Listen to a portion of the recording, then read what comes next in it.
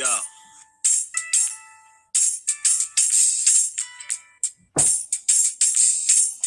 The way just do, he just smooth, bringing much news with the facts when he crush fools. I'm rough school, I bust moves like crush groove. Pass me the mic and I'll turn it into lunch food. Just cool, but talk slick and he'll punch dudes. Cowards get the message and they hush like chubs do. You can bring your whole bus crew plus two. TWT is astronomical, you comical. You a fool if you think we'll ever honor you. Them other channels ain't shit, no abdominal. This the face of new media, fuck a Donahue. You see my giant crew, we shine like a diamond do. If any trolls disrespect, yo, we finding you. We all surrounding you, it ain't no reminding you. He already done surpassed what you trying to do. So quit the fake smoke, you suckers better take notes. When you step into the chat, you better wipe your feet. Hit the like and keep your comments short and sweet. My homie just not a joke, you don't want to war. Plus the deep boxing IQ, you don't want to spar. He broadcasted from Jersey, so we straight. Put you deep in the dirt, that's why they call this the Garden State. You seem tough but not a threat like a garden snake. We not scared of you, we chopping off a head or two. Mark your calendar, remember what we said to you. It's no option, it's just do boxing. Mark your calendar, remember what I'm telling you. It's no option, it's just do boxing. Word 'em up. TWT, we in the spot. LDBC strong.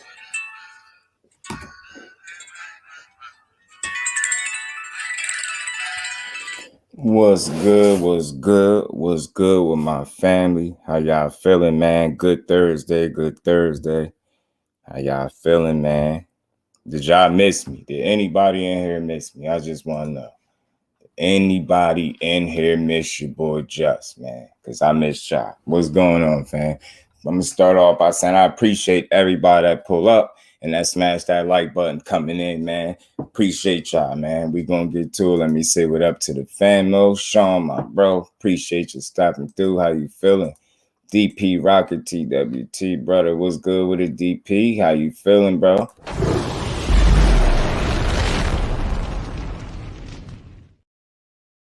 Biggs boxing, my bro. What's good with it, Mike Biggs? How you feeling, bro? Johnny Q, my bro. What's good with it, man? We're gonna have us a good conversation, man. And I need the help of the people, so I'm gonna drop the link because I want the fam and anybody that's wanting to come up, join in on this conversation. This is something that just came across my mind earlier, and I said, man, what better people to chop it up than my people, my fam, you know. So salute to the fam, man. DP, what's good with it? Alden, what's good with it, family? How you feeling, bro?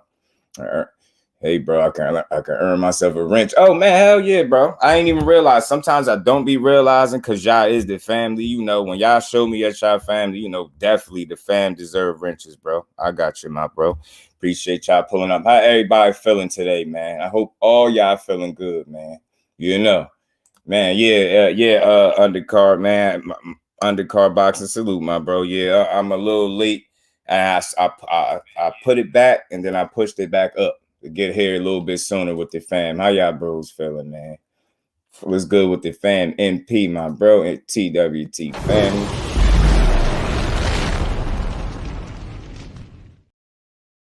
Kev, what's going on with your family? How you feeling, bro? Appreciate you stopping through. Adolfo, salute to you, Brody. What's up? King Judah, what's good, bro? There's some good people in here, man. I got some dope people in here already. BVO Boxing, my bro. What's good with it, family? What's happening with it, man? You know what I mean? BCTWT fam.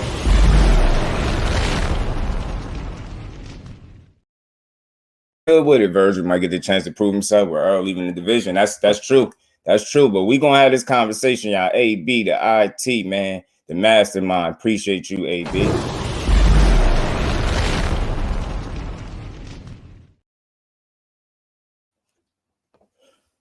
Mike Biggs, yeah, salute to Mike Biggs, man. That interview, dope bill that you had with Calvin Ford, bro. I seen it. You said it's, I'm echoing.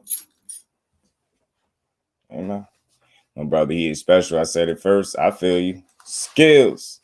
Mr. New Orleans in the flesh. If I'm echoing, y'all, let me know. My bad, y'all. If I'm echoing, I'm going to fix it. If I am, Mr. New Orleans.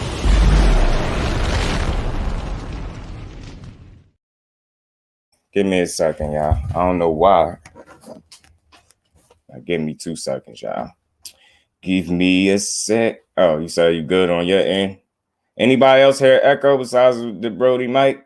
What's good with his skills? Miss Joette, happy Thursday, Queen. Appreciate you pulling up. How you feeling? Edgar Chavez, salute to Jersey and my bro Edgar, man. What's good with it, fan? Man, you good on my end? Johnny Q, just do that. Nah, it's all good. Had two of your lives going. Oh shit, no, it's all good. I appreciate that, Mike Biggs. That's that double support, man. That's what I like to hear. But look, man, you know, I had this, you know, this topic popped in my head. Like we was having some conversations, and you know, the topic popped in my head. And it, you know, over here, just so everybody clear, I'm all about the conversation, and I mean that. Nothing is one way with me, and you know, it's this conversation is real. This is something real for the sport. Like this is a real question. Do belts matter? You know, are they overrated? Are there too many belts? You know, this is a real conversation for anybody that's trying to have it. Because for me, you know, it's a lot of different ways you could go with this. You know, it's a lot of different ways, man. And I want to start off by saying, me personally, I think that the belts do matter. You know, I think they do matter. But I also think a large part of that is, you know, the value of the belt is determined by the fighter that's holding that belt. You get what I'm saying?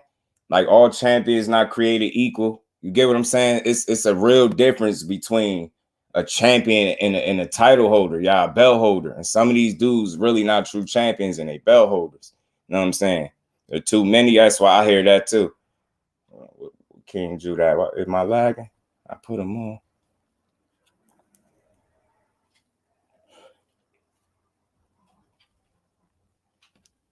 Oh, there you go. Yo, can you hear me? Yeah, I can hear you. Okay, yeah, brother. Man, yeah, this is a good topic, bro. I'm glad you brought it up, man. I'm really, my thing is, it's like, of course, belts matter, right? And I got a good analogy for why they matter, right? Right. I'm compare boxing to other sports. In other sports, the only thing that, you know, they have some fighters, some athletes that have star power, some guys don't. But at the end of the day, the only thing that ever matters is the hardware. What are you guys playing for? In football, you're playing for a ring, right? Right. Basketball, you're playing for a ring. So when you're comparing your favorite football player, basketball player, at the end of the day, the only thing that matters is rings. That's why LeBron James would never be better than Michael Jordan. No matter how many stats he put up. It don't matter how many stats he put up, how many fans he have right now currently. Michael Jordan went to 6 finals and he won 6 times. Right. You feel me? He went 6 times and he won 6. No, he won 6 times. He had 6 rings. That's why Michael Jordan is called the GOAT. So the hardware always matters. Always. Only in boxing are these new fans. And I tell you something else, these new fans that we're dealing with, these casuals. I'm about to put you on game about these guys, bro. These guys haven't been watching boxing as long as you or me. These dudes just started watching boxing during the pandemic. Right. That's why when you ask them, listen, real, like, I'm serious, bro. Listen. Bro. I'm gonna tell you how I know. Listen, I'm gonna tell you how I know. Because when you talking to a lot of these guys, their arguments don't make sense. They only going back 2 years with their arguments. You know what I'm saying? That's the furthest they can go back because they don't know nothing that happened before the pandemic. You know what I'm saying? So yeah, these new fans trying to tell you that belts don't matter. I've seen that too. Right. And another thing I want to point out, to give some love to my brother devinhaney. The belts, all right, it was a slow decline when people started to try to say the belts didn't matter. But it was they damn show started to say the belts didn't matter after devinhaney became undisputed. That's true. I did hear at 135, an increase in people trying to push that narrative. That's why I said I think this is a good conversation to have. And I know I got some dope people like yourself and Jeff and the rest of the fam that could have this conversation. Like with me, nothing is one way. That's why I asked people opinion. It really what we think matter. That's where I'm getting at. So it's no right or wrong answer. But you know, I'm not gonna sit up here and discredit the belts. I like your explanation, man. So you should keep cooking. Deep free sports matchups, my bro. Give me 2 seconds. Let me drop a flame for you, Brody.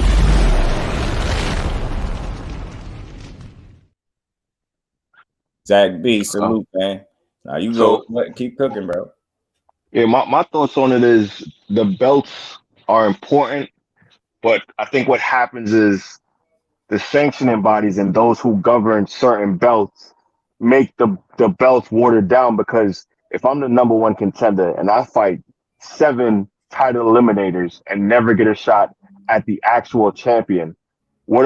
I want the belt. Why am I not getting that opportunity? So to me, that person who's been standing in that line waiting for the chance to fight the champion, he's going to probably say the belts don't matter because I never get a chance to fight for the belt. Mm-hmm. I've been in this one spot for year after year after year, being promised and promised and promised and being passed over that I will never become a champion because I'm never going to get a shot at the champion. Mm-hmm. Right. So we need to, maybe the sanctioning bodies need to become a little bit more tight with how they, number one contender, fight number two, title eliminator. The next shot that you have to take is this guy that's earned this position. Right. Yeah, I agree with all that, man. Y'all making some good points. And again, this is why I thought I should come and have this conversation. And a lot of times people think you going one way with it when really I'm all things on board. As long as people are logical and reasonable, it's like I'm not gonna sit here and tell you wrong for nothing you saying. You get what I'm saying? And for me, like I said, I think belts do matter. And again, I hear the narrative increase, like, conveniently when Devin did win the belts. That's just a real honest observation. It seemed like that's something they wanted to push. And again, to me, it's another side of that. Like, I feel like, again, the quality of the fighter that the belt is attached to gives the belt you know what I'm saying? The quality of the fighter holding the belt matters, man. Not the other way around. So, when I heard for instance, right, we all know the back and forth. We know, let's just say they was trying to call Devin Haney an email champion, right? Now, my issue with that is it's almost an attempt. Now, it's cool if a fighter say it, cool, talk shit. That's what you want to say. That's what you want to say. But we can't push what these fighters are saying. Like, I can't push that because what I do know is not only did that man get that WBC strap, regardless of how he got it. And not only did he get it, he defended it several times. Yeah. No one calls Charlo email champ. You get what I'm saying? Had he slipped up and lost on the way or any of them defenses of that email strap, that said fighter would have been known as a fucking champion. Straight up and down. Tell me I'm lying. So it's like, where are we at in boxing where we try to, downplay the accomplishments of a fighter that truly earned it? You get what I'm saying? That did everything in his power. Now, again, I understand because people feel like the road that he traveled wasn't the most difficult, but I'm saying, is that his fault? Is that his fault?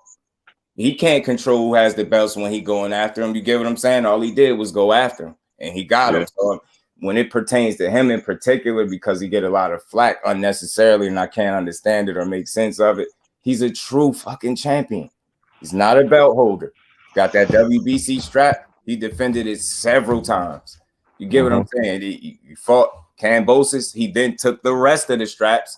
Then he defended them. You get what I'm saying? I feel like true champions at least can have one successful title defense, at least, bro. You get what I'm saying? And I feel like Cambosis, you got the belts from T.O.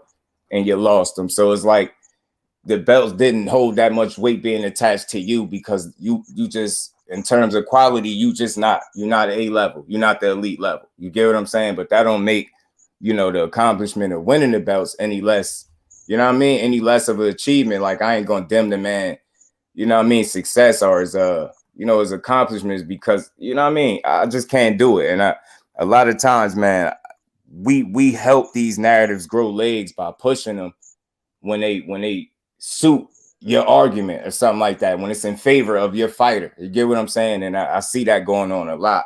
And that's why I wanted to have this conversation, because I know we was going to have a mixture of results. Stormy B, man, salute to the sensei. How you feeling, OG? Appreciate you pulling up. There's also a correspondent that people think that the belts don't matter. Ever since Tank got them, ever since Tank started making money with the WBA regular strap, but forget that he is a champion many times over. Right. Like, he won the IBF. He was a champion at 130, 135, 140, whatever way you split it, champion. So people think that, wait, Tank is making a lot of money. He's not a true champion, but he has won championship belts and had championship fights. He's taking the straps from guys who were champions. Right. And how could you knock it? You get what I'm saying? You travel the path. You can't control who has the belts when you chasing them down. That's my thing. And it's like I think he get too much unnecessary flack for the person that he took them from. But again, how could he control that? He could only control, handling his business, which is something that he did. So I just think that's one of the true champions that we do have in this sport. And he got to be celebrated like that. You get what I'm saying? D. Free said the belts matter if you fighting the best competition. You are using it to pick and choose, then the belts don't matter. Now that's a fact. I can agree with that. That shit makes sense to me, man. Makes sense. Salute to all that's cook. Yeah, man. Appreciate you, Adolfo, man. We gonna cook. That's why I wanted to have this open panel. It's an open discussion. And a lot of times when we speak, people don't realize, more than 90% of the stuff we speak about, we're gonna give our opinions, our assessments on it. That's why I say when people get past being right or wrong, then you can have a deeper, more in-depth conversation. That's what I was aiming to do with this, because there's really no right or wrong answer. You get what I'm saying? People see things differently. If you could logically explain something and make it make sense, then I could roll with it. And I think that's what we've been doing. You know what I'm saying? He said, I agree. He did defend the belt over and over again, and it's not his fault. You get what I'm saying? And what I am saying, all he had to do, if he'd have slipped up on that journey and somebody beat him, they would have been recognized as the champion. So you got to give them the same respect. You know what time it is. They'd have been parading around, taking pictures with the belt, talking crazy. We got a new champion. Come on, man. We know that. So I'm just saying we gotta be more consistent and get a credit where it's due, man. Like stop helping these, I guess, old media type guys push these false narratives, man, because that's what ruined the sport, man. And then you kind of take away from the accomplishments of the fighters that earn it. And notice they wait to say certain individuals, because we did have the emergence of a few undisputed champions. It wasn't just devinhaney. You had a JusDueBoxing as well, I believe. Sean Cruz handle some business. We know what the quote is. So now you get what I'm saying? When we push these narratives and try to diminish the belts without adding context to it, because you can't just say that. You can't just leave it open-ended and say they don't matter. Or they overrated. That's why I'm asking the questions. And again, overrated. That. And when we help them push it, man, we take away from the credit of some of the best fighters that we got in our sport. How is that? How do that make sense? You get what I'm saying? A1 Hoop Zone, my bro. Salute to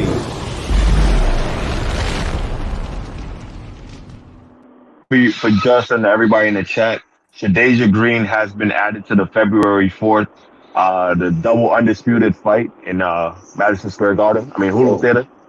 So she will be on that card. So that makes it, a little bit more intriguing, because she's set to fight Sean Cruz for her undisputed titles. This is what I'm saying. And you know what's dope about that? I called this out months ago, and I got it because I DM'd her about it when I made that short video about her, and she interacted a little bit, and I said that to her. I swear, I think that's the fight you deserve, because they got around the same many fights. When is she gonna get an opportunity, man? And I think she from Jersey too, right? Yeah, she from Jersey, Patterson. Love it, man. Salute to Jersey, salute to the women's boxing, salute to boxing as a whole, man. D Free, what's good, my bro? Yeah, I probably would have went to that February 4th card if I wasn't going away to Miami. That's a good point, Johnny. Good point, bro. What's good, D Free? Yeah, I heard y'all up here cooking. I had to come up, but salute to the fellas that's on the panel. Thanks, BC. I heard somebody had touched on it a little bit. I heard somebody. You chopping up.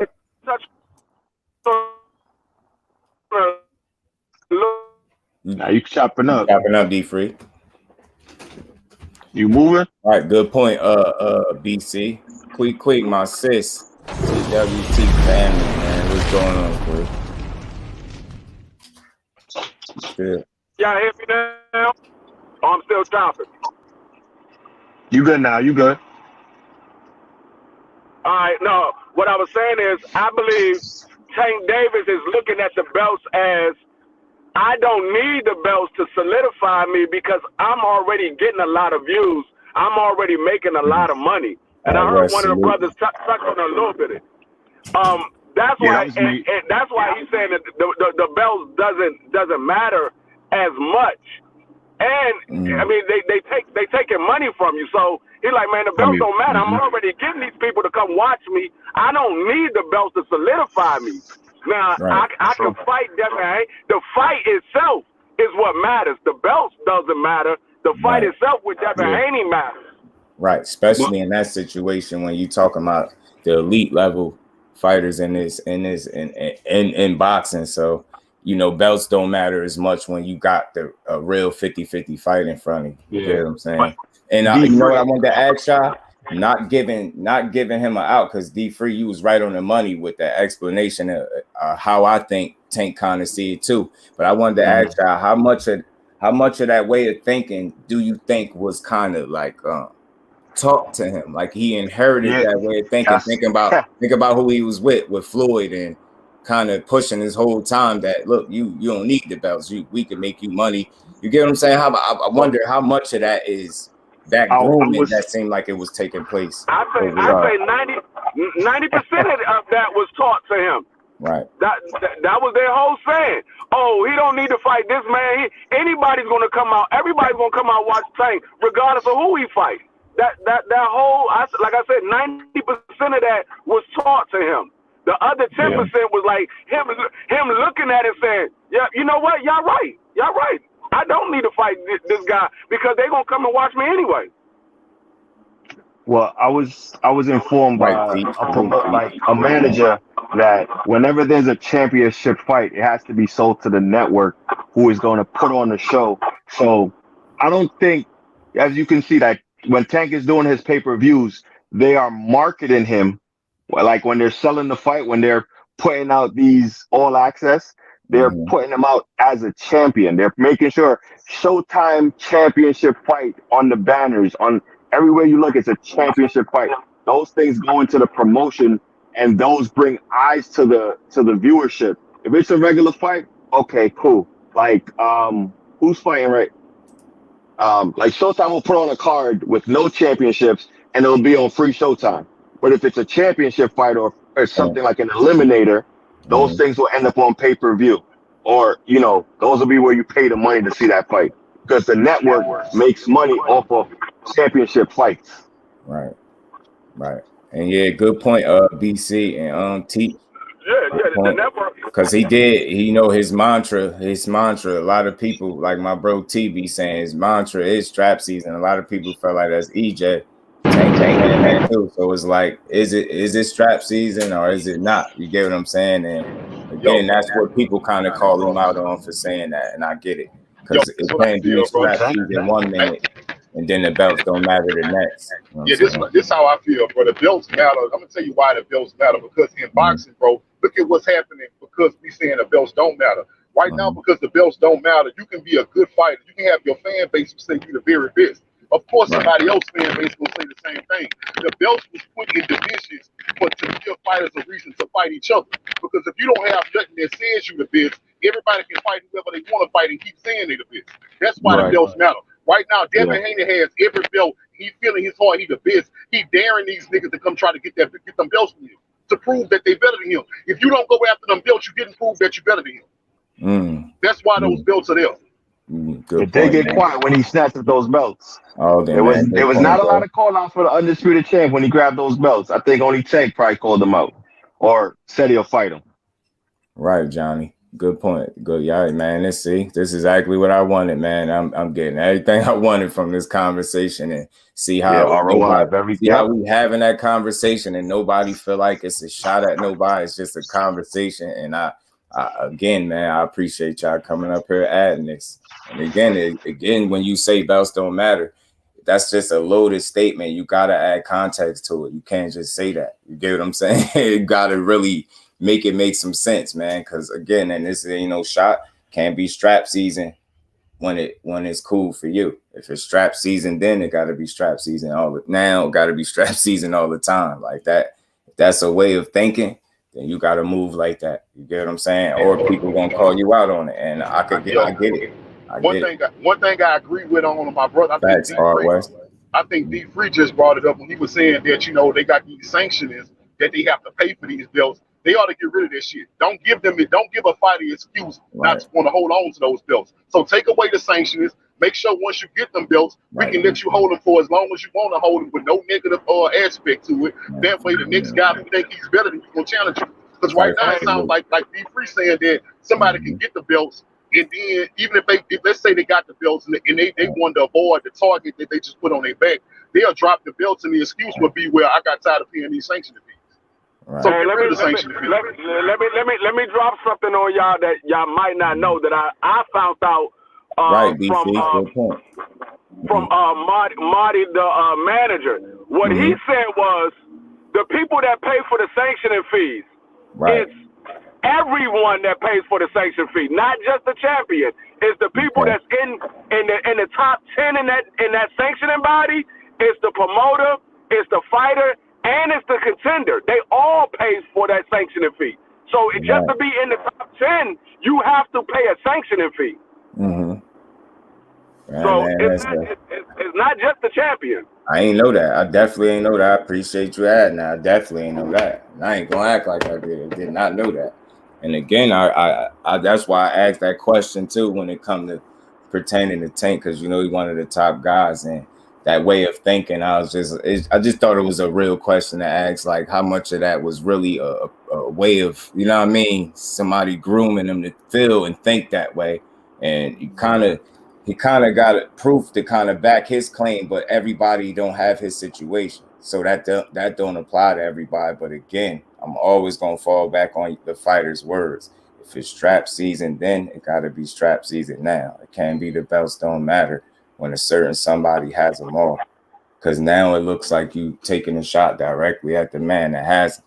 If before he had them, they mattered. Now he got them, it don't matter. These people gonna draw a straight line. You know what I mean? Like, you just got to get a man his credit. He went and got the belts that you were saying matter once upon a time. If we just being honest.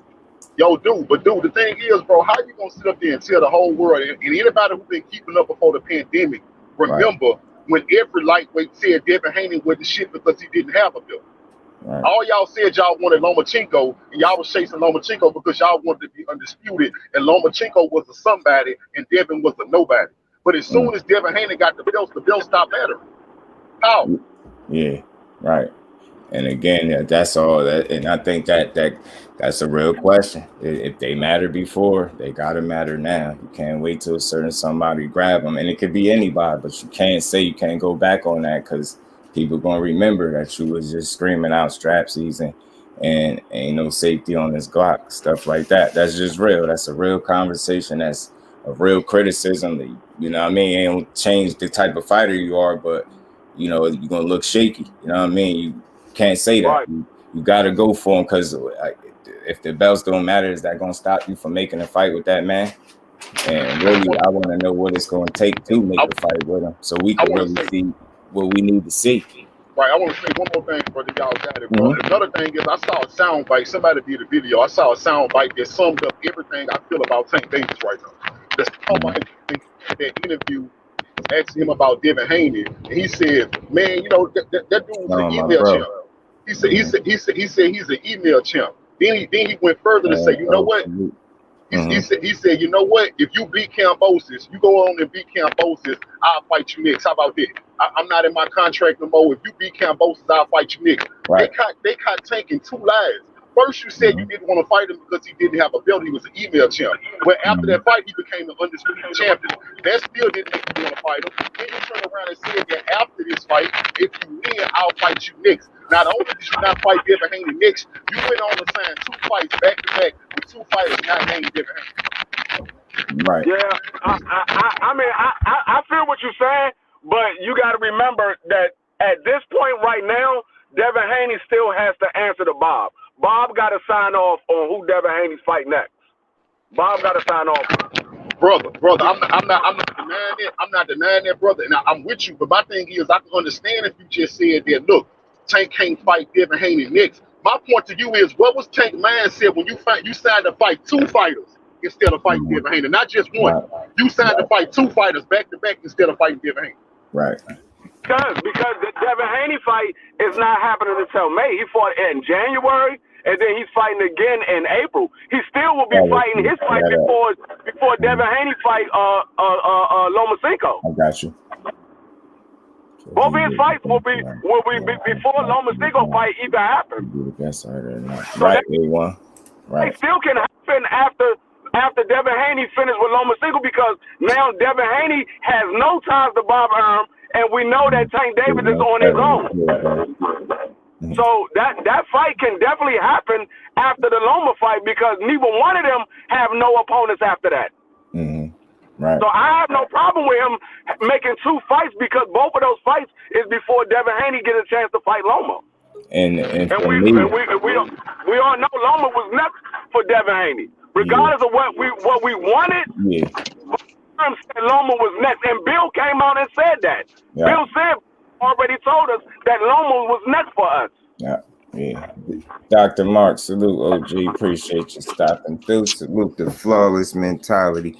And and for me, the reason why I didn't have a problem with those fights, for me, the 2 fights, okay, cool. I didn't expect them to line 2 fights up back to back, but being that we here now, and the reason why I'm cool with it, one is because of the clout chasing that been going on, obviously, with Ryan Garcia.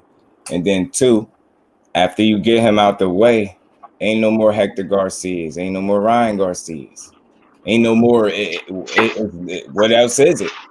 You get what I'm saying? That leaves less room and put more pressure indirectly on the fighter that said he want that fight, right? Because you have nothing else to fall. You have no other fight in between to try to say you had to take care of this business or that business. You gonna bend that. Gun had taken care of that business, and you should be able to. Can Haney still make 135? Can Devin Haney still make 130? I mean, that's another question too, right? You want the fight, but weight class is gonna be at. They can fight at a catchweight. They don't have to be exactly at 135. They could be in between 140 and 135. Mike Kirkland, salute family. How you feeling, bro? 136? Yeah, I believe that's what he's fighting Ryan Garcia at, 136. Should he send him the same contract he sent Ryan? Right, A1. Right. Huh? Should he send him the same contract he sent Ryan? He can. It's just a matter of... Will Devin Haney will take the same money? I mean, if Devin Haney wants to fight, if he wants to fight as bad as he wants the Cambosa fight, he would take that contract. But I don't know what's all in that contract. So it might be some stuff in there that Devin Haney. No, I'm not doing that. So yeah, I'm not sure. Cypher, anybody sure about? Know about Tank court date? Like when he doing court? I'm not gonna say he's gonna send him the same exact. I'm not gonna say he's gonna send him the same exact contract, because I don't know what's in that contract. It might, like I said, it might be some stuff that we be like, damn, that's bogus as hell. Right. But because it was Ryan Garcia, it fits for Ryan Garcia to do it. Right. It doesn't fit for Devin Haney to do it. Right. So it depends on what's in that contract. And that's where I'm at, Johnny. I'm right there, like getting him out the way and him getting Loma out the way. There's nothing in between you now in terms of business. Like I don't want to see you go chase a guy that we know you can beat. Like I'm rocking with you. I support boxing, but after that fight, there's I'm gonna tell you right now. To be honest with you, after the Ryan Garcia and after the Loma fight, Devin Haney said he's going up to 140. But after that fight with Ryan Garcia, there's really nothing left for Tank Davis to do but fight Haney. Yeah. He even fight one of these upcoming guys, or fight Shakur, or fight Devin. There's plenty of food over at the PBC. You got you got Frank Martin, you got Isaac Pitbull Cruz, you got Edward De Los Santos. You got plenty of names over at the PBC. I said one of the upcoming guys or fight Shakur or Devin. Mm-hmm. True. Mm-hmm. And that's just where I'm at. Like, get that business squared away, and this is where I expect to see you standing on what you're saying. That's all. And I ain't taking no shots because I don't do that. I just want to see the best fights possible, and the only way we're gonna do that is if the fighters be held accountable for the things that come out their mouth. We ain't got to expect them to do nothing else other than what you got coming out your mouth. So if you say you want it, we definitely want to see it. You know what I'm saying? So that's just where I'm at. That's why I wanted to talk about this. And, at the end of the day, I think belts do matter. And again, it's the quality of the fighter that gives the belts the value, in my opinion. And when you got a guy that like Devinhaney that snatched up that WBC strap, defended it several times over, handled business, got in there, beat Cambose's ass, and then defended all of the belts. He is a certified true champion in the sport of boxing, man. You just got to tip your hat and salute him. That don't take away from nobody else, but at the end of the day, you can't take away from what he's done, sacrifices he made, what he accomplished at a very young age. It's a lot of people that's not going to see Undisputed in their entire career, and that's just something real. You know what I'm saying? So I salute him. I like what he's doing, like how he carrying it. I do really believe if ever this opportunity do present itself the correct way for him to fight Tank, I do believe he'd get in there with him. And I believe Tank could fight him, but I really want to see it. I could believe what I want. They're going to have to show me, but I do believe in these dudes as fighters. I believe they believe in their abilities, and hopefully that result into the fight that we need to see between them or all of them, or just all top guys, period. We ain't asking for too much. We just asking for our money's worth. You know what I'm saying? And with or without belts, we getting a 50-50 fight.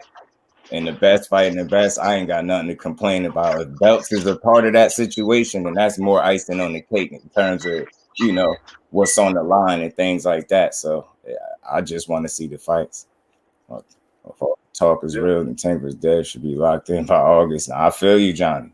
So I just want to see what the direction is going to be. You know what I'm saying? I respect him for stepping out of the shadow of Mayweather Promotions and trying to be his own man. And it's so far so good. You get what I'm saying? You handle business once, you got to handle it again, but you got to continue to stand on business after that. And I'm pretty sure you know that. It's not just him. It just go for all fighters. You get what I'm saying? And that's all we want. 2023, we just want everybody to stand on business and do what they say they're going to do. Give us the fights that they say they're going to give us. And that's not too much to ask for, especially when they demand, especially a fighter like Tank. The only way we can see him is if we pay for pay-per-view. Am I right? So when you demand the money from the people, we demand that you give us our money's worth. And I think that's not asking for too much. I mean, you in it to be the best anyway, right? And then the only way you're going to be able to prove that is just getting in there with the absolute best and standing on everything you said. Salute to Shakur Stevenson, man. Yeah, I did a little video on him, speaking on Tank. And he said out his mouth, he don't think Tank is no pussy. And he said he think he going to try to stand on everything he said. And that's where I'm at with it. I want to be optimistic that you just going to stand on business because the rest of these dudes, I believe, are. So 2023 is going to reveal a lot of things. It's very early in the game, and there's some fights taking place early in this first quarter or so that it's going to lead to either better fights, or we really going to see that somebody ducking, man, or somebody ain't really trying to fight. And we all going to be able to call it. It ain't going to really be too much to speculate on because you're going to see the intent of the fighter and which direction that they go. You get what I'm saying? So that go for everybody across the board, not just 35 or 40. Go for all these fighters. You're going to really see who want to fight and who don't. I think 2023 is going to reveal a lot of that. Right. Yep. Or West, that's true too. Facts. On three to mix it up. Me too, Queen. Facts. We need to see it. We deserve to see it. When I say I can't come up with no reason why none of these dudes can't fight each other, I can't come up with not one reason, and I'm not going to try. They ain't got no reason why they shouldn't fight each other. And again, I ain't got to get it all right now. Hey, the thing is, the biggest problem is that, bro. I ain't see who comment it was, but somebody made a good point. Even let's say Knicks, for whatever reason, bro, after everything that's smoked and clear, and they have a clear pathway for Devin to fight Tank. Right. Bro, Tank can still decide not to fight Devin, and he would be supported in ducking Devin again, bro. That's the biggest problem. Because, I mean, he can say anything. Right now, he just came out and said that I'm not going to pay Devinhaney bills. Do you know 90% of his fan base is going to support him when he say that? And yeah, I mean, when you got a fighter that has fans of the fighter, they always going to have those. They always going to have those fans that's going to back them regardless. But it's up to us that have channels and put out content to keep it 100. And if they both have a clear path to not fight each other, there's no excuses why they're not fighting. And like I said,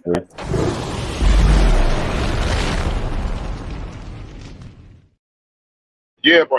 Another thing is too, bro. A lot of people try to ignore the fact, like, dude, I heard you brought up that Shakur said he wasn't no bitch. That's cool. You know what I'm saying? That's cool. I'm glad he did that. You know, Shakur a real respectful dude too at the same time. But Shakur also came out when they was beefing, and Shakur let the truth out. He said, "You looked me in my face and told me that you didn't want to take no tough fights." Shakur said that too. That's very revealing, bro. And that's gonna tell exactly where you at. And again, what's very interesting about getting Ryan out of the way and being out of the shadow of Mayweather Promotions, two things. You don't have no more fighters in between that fighter that you said you wanted, and you no longer have Mayweather Promotions or Mayweather to be at fault as to why the big fight's not happening. It's going to fall on his shoulders. And that's just where I'm at with it. Now, I don't agree with the comment of not paying his bills, but sometimes I try to think that that's posturing and shit talking. But again, like, people are going to see it differently than me. I try to be optimistic and think you just trying to flex or talk shit. Like, but I don't get how you that has it. You got is that you not paying his bills? Do that mean you're not gonna fight him? That can't be good. That's all I'm saying. That's just being fair to the situation. That can't be good. I can't support that. To be honest, if y'all get in the ring and fight each other, everybody gonna be tuned in. Y'all gonna make a big bag. Y'all gonna be able to pay your own bills. Ain't nobody gonna have to pay nobody bills, to be honest with you, if you want to be real. Well, the thing to me, it don't make sense, bro, because I know right now it's popular belief that Ryan Garcia and Tank Davis is the biggest fight at 135 financially wise. I don't agree with that, bro. I'm gonna tell y'all something. I don't, because I'm looking at Ryan Garcia and they saying he got all these followers, but how many pay-per-views has he sold? If he's so popular and he bring in so much money, where's his pay-per-view event? It's non-existent. It's non-existent. He does have $1 million gate. Right. Yeah. But my thing is, bro, I'm gonna say this, and you got it. But my thing is, I know for a fact, bro, like as much as people don't want to admit it, I know for a fact that Devin Haney versus Tank for Undisputed is gonna be a bigger fight than Ryan Garcia versus Tank. I know this for a fact that Devin versus Tank is bigger than Ryan versus Tank. I agree. I mean, it's a bigger fight, but is it more money revenue bigger? Because regardless of how we feel about Ryan Garcia did do $1 million gate. He did do $1 million gate. We know Tank Davis has been selling out his last couple of fights, and we know Tank Davis is a pay-per-view star. So with Ryan Garcia and Tank Davis on a pay-per-view card, that's going to do big numbers. It's going to do big numbers. And I don't know if Devin Haney and Tank Davis is going to do the same amount of numbers as Ryan Garcia and Tank Davis, because Tank Davis and Devin Haney had the same fan base. They have the same fan base. And I'm going to tell you why I think it does, right? The first reason why I think that fight does more money is because we all know Tank going to bring people. That's one thing, right? The second thing is, you got to understand, bro, as many people that want to see Tank win or knock somebody out, it's even more people that want to see Devin get knocked out. So they gonna tune in just because they think it's a chance they gonna finally get to see Devin Haney get knocked out. On top of that, if you look at the aspect, we all know that boxing is a tribal sport, and it's a lot of racism in boxing. You have 2 undefeated black fighters. People will tune in just to see one of them black fighters lose, because they know somebody have to lose. Yeah, true. Right. Yeah, I mean, it's gonna do good numbers. I just don't know if it's gonna do better than Ryan Garcia and Tank Davis. But far as the fight itself, yes, it's a much bigger fight, without question. It's a much bigger fight. The fight itself is a much bigger fight. But when it generates, I don't know if it's going to be bigger than Tank Davis versus Ryan Garcia because of the fan base that Ryan Garcia has and the fan base that Tank Davis has. That's the only reason I say that. Right. Y'all making some good points in here too, man. Yeah, the question, is Haney willing to come back to Showtime to make that fight? Walls closing in on I think he should. I think he should. Whether he fight Tank next or not, I think Devin should go back to Showtime because it's obvious that dealing with the PBC it's where you're going to get the fights you want. Because listen what Adrian Broner said. Adrian Broner said they want you to fight Godzilla. That's because PBC is not in the business of doing showcase fights. They're going to try to put you in the ring with somebody that's going to put on a show. Like, they're not in the business of matching you up with a bum. That's what Top Rank is. So if Devin Haney really want to fight the best, it would behoove him to go to the PBC or, Showtime. Agreed. That's a good point. And actually, all of the fighters at 140, all of the top fighters at 140 is with PBC. Most of the champions too. Yeah, most of the champions, except for Taylor. Taylor's the only one with Top Rank. All the rest of them are with PBC. Yeah, Regis has got the WBC, but he usually fights on Showtime. So I got you, Mike. He's on Showtime, so that's somewhat PBC. Yeah, it's not VI Pro Bello. Yeah, He said he said he's looking to renegotiate with them or figure out his contract situation with Pro Bellum. So let's see. I don't know. But that's big too, though. He did say that. He already said he the A side. He willing to go wherever he at. And I believe in the young king, man. I got faith in him. I got faith in Dev and Tank, man. Me personally, I would tell Devin Haney, fight a couple of fights, about 5 or 6 fights before you decide to go to Regis Prograde, because he's not the one you want to go in there with right now, coming up to 140. Hey, I'm right there with you, bro. Hey, I'm actually on record saying that that's actually Devin's toughest matchup to me. Out of everybody that he can possibly fight, Regis is his toughest matchup because of Regis' height, his length, and he awkward. So a lot of times when Devin throw that jab, Regis not gonna be there because he's so awkward. It's gonna be like when Floyd had to fight that guy or Emmanuel Augustus, and Floyd himself said that was his hardest fight. So to Devin, bro, I think that's Devin's toughest matchup just because Regis is awkward and Regis do got power. So that's gonna be to me. That's his hardest matchup.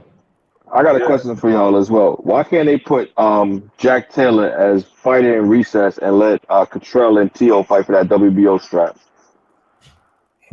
I don't like T.O., bro. I ain't gonna lie. When his name come up, I feel the same way about T.O. You might get knocked off by Cottrell. You might get knocked off by Jack Cottrell. Might never see him again. One more loss. Yeah, Catterall. Cottrell. Catterall.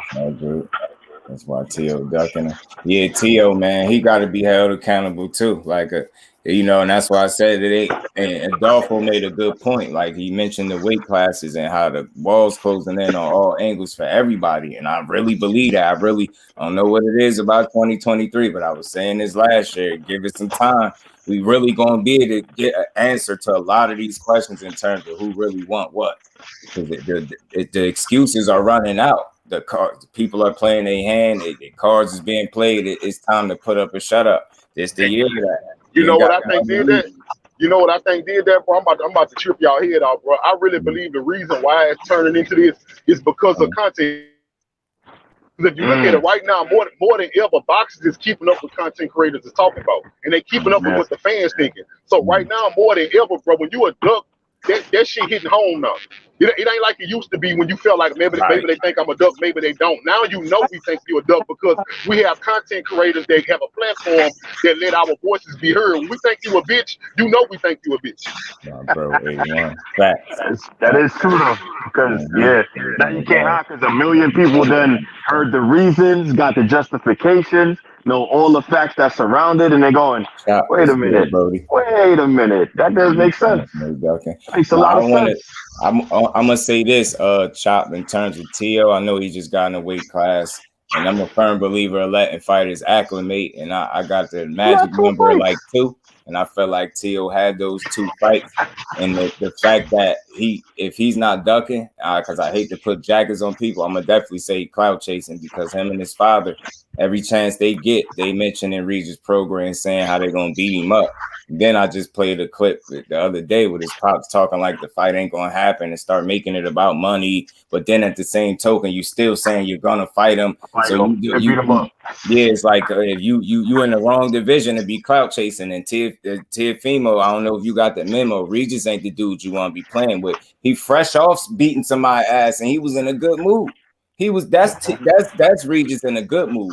You clout chasing that man name, you're gonna end up pissing him back off. You're gonna get the angry Regis, and that's not what you want. I'm telling you. You think you was felt some type of way about him saying he gonna send you to the hospital, how you really gonna feel if you getting there with him and he really do that? Because I truly think that's where you going if you getting there with Tia. I mean, you getting there with Regis, hospital you go, bro.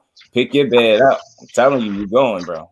You can be mad, you can be emotional. And another thing, bro, why I respect the Haney so much, bro. I respect the Haney so much is because Bill Haney is he seemed like he faster to give an interview with a black boxing channel or a small boxing channel versus running to fight hype like most of these boxers do.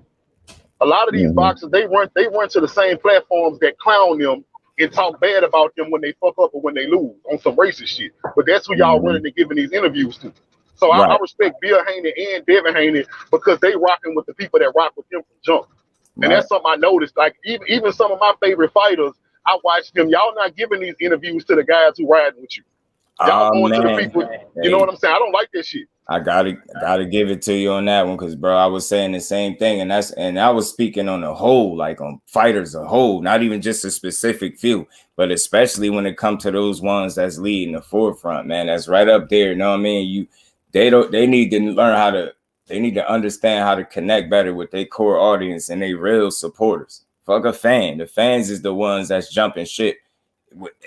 Whether you lose, something happened rough outside the ring, those are fans. That's why I don't like to call myself that. These fighters need to understand they got real people that support them and learn how to reach back and connect with them. And I do, you know what I mean, commend Dev and his pops for being available to the platforms that do speak so highly of them and really support them. I think that's dope.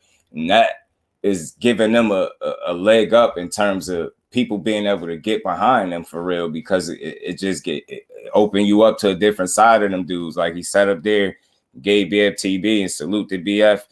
Dope ass build, wasn't no interview. That was a build, man. He sat there and gave that man his time, man. That's what it's about. You sitting here, you reaching back to an individual that's truly got your best interests at heart, or truly want to see you win. You get what I'm saying? I think that make it dope. And it allows people to really to get behind you, yo, in a different way. I really think that's smart to do. And Bill also said he said something that I agree with 100%. He was saying that, the people matter. He said what y'all want and what y'all believe. He said, man, a lot of these fighters trying to tell y'all that y'all don't matter. And I think he brought up, don't quote me if I'm wrong, but I think he brought up Tank or either Tank. No, it was Calvin Ford who said we don't care what the fans want. So he brought that shit up. He said, nah, what the fans want is all that matters, right? And that's true, because look at what's going on with this Devin Haney fight. Tell me if y'all don't agree with this. If we wasn't pushing for this shit so much, if we didn't have content creators making videos every day about why Tank need to fight Devin Haney, tell me if y'all don't believe Tank would still be saying he don't need to fight Devin Haney. Right, bro. Right. And that's, again, they paying attention. That's why I say you never know who hear your words. And I always try to use my voice responsibly. Like, you never know who hearing it, who picking up on the stuff that we saying, man, because these dudes, I think, are listening a lot more than people realize. And again, it's not the things we speak on when we criticize and critique is not an attempt to tear the fighters down. It's just to hold them accountable.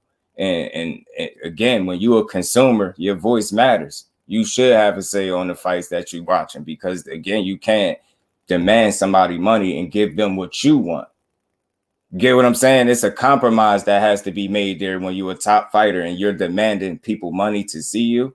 You gotta give them something that they want to see, and an effort for them to continue to support you. And I think that's a fair exchange. And at the end of the day, ain't it all about being great anyway? Ain't it always about you fight for the fans, right? Y'all, these fighters always say that you want the fans to support you, that you do it for us. Well, show us that by participating in fights that we want to see you win. And it's just that simple. It's no shout at the fighter. It's just we done with this. The clout chasing era need to be nipped in the ass this year. All that. If you're not trying to fight, just don't talk about it. And maybe we won't be demanding it as much. But that's what's happening right now. Like, some of these, these exchanges between these fighters are putting us in a situation where we like, damn, if y'all gonna go back and forth like this, well, we want to see it now. We was cool waiting just a bit, but it's like, okay, now it's so much more interest in it because y'all continue to go back and forth. And at the end of the day, we want to see it anyway. So we ain't gotta wait. You know what I mean? Well, why wait? You get what I'm saying? So give it to us as soon as possible, especially when y'all continue to jaw and go back and forth with each other. We we gonna want to see it. That's all it is. Yeah, them guys have to fight, bro. I'm gonna tell you why. Because Tank and devinhaney is one of the 3 biggest fights in boxing, in my opinion. The biggest fights in boxing, in my opinion, is Errol Spence, Terence Crawford, devinhaney, Tank Davis. And at the high weight classes, I want to see Bivol versus Artur Beterbiev. Now, I'm not gonna lie to you. If Beterbiev lose Saturday, I want to see Anthony Yarde fight Bivol.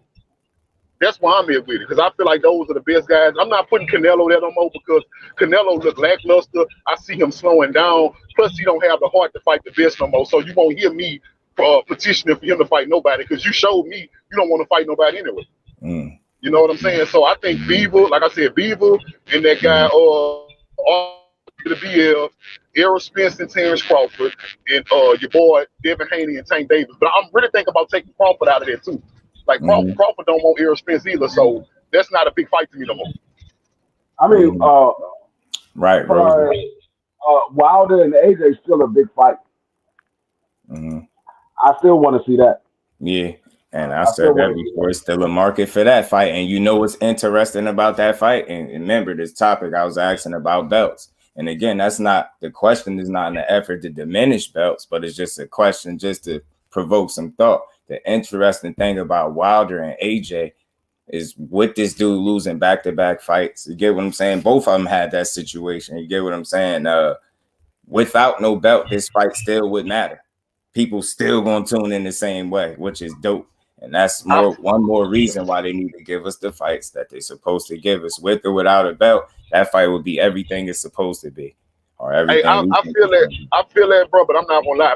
This person, I ain't trying to change your mind or what nobody else thinks, but I'm old school, bro. So I really am. I'm moved by people fighting for a reason. Like I like when something is on the line, like a belt or a ring. I love to see that because I'm a former athlete.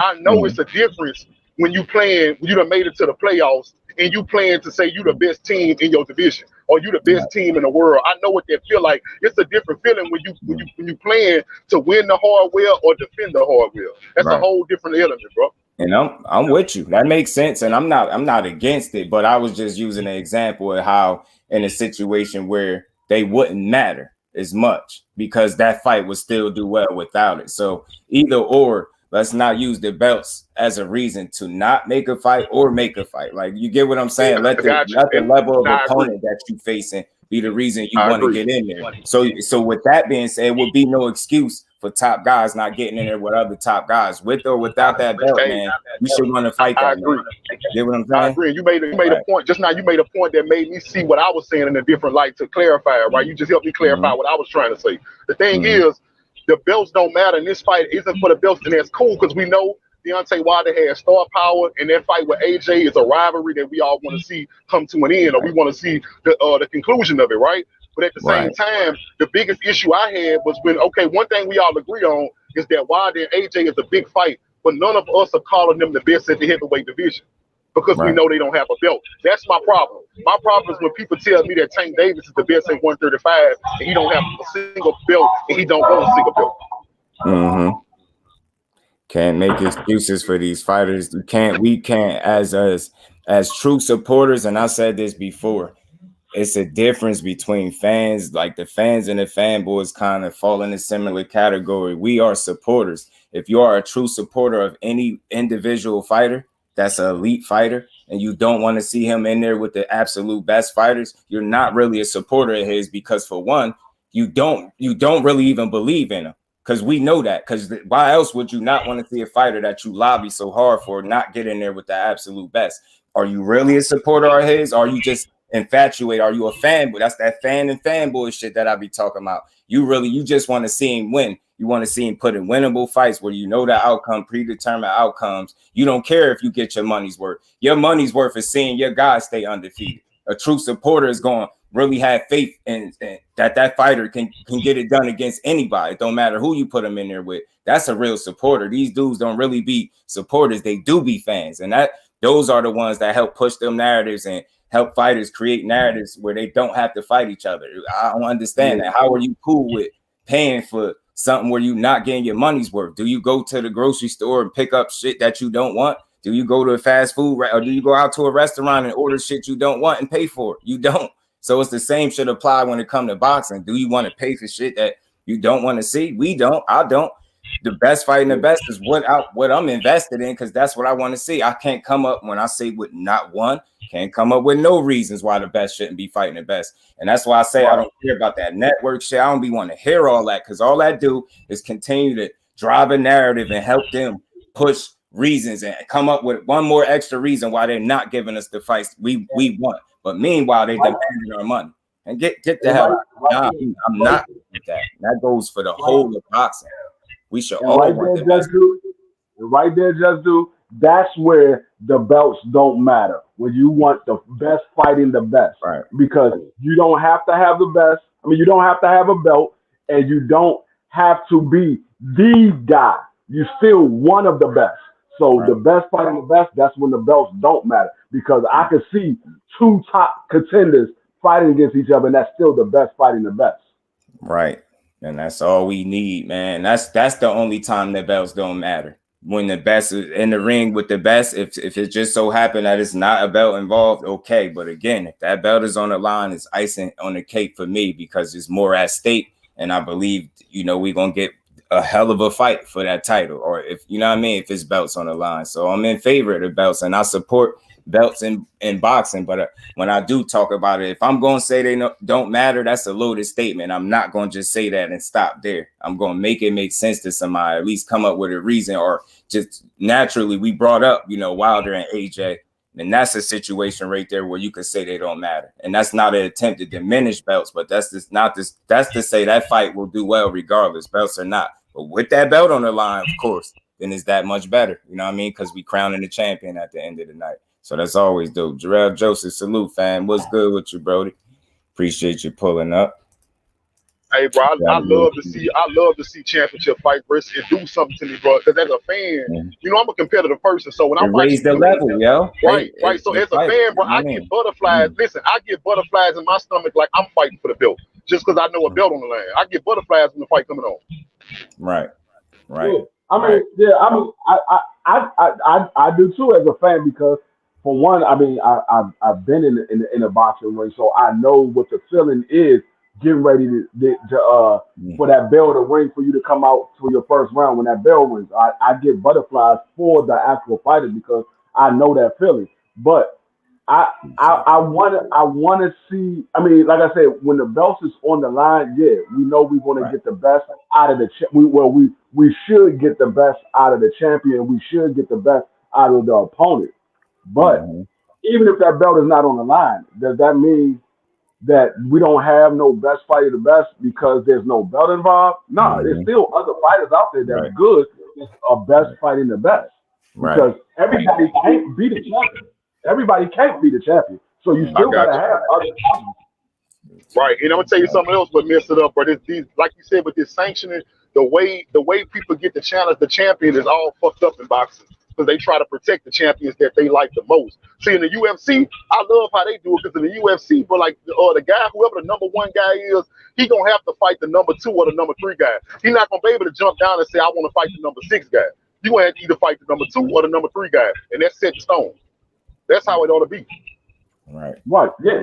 And that's the way it used to be. It used to be that way. Once you became number 1, you became the mandatory. It started to get watered down as the years went on, and these guys, everybody wanted to be undefeated and try to keep that undefeated streak and all that. Nobody wanted to take an L.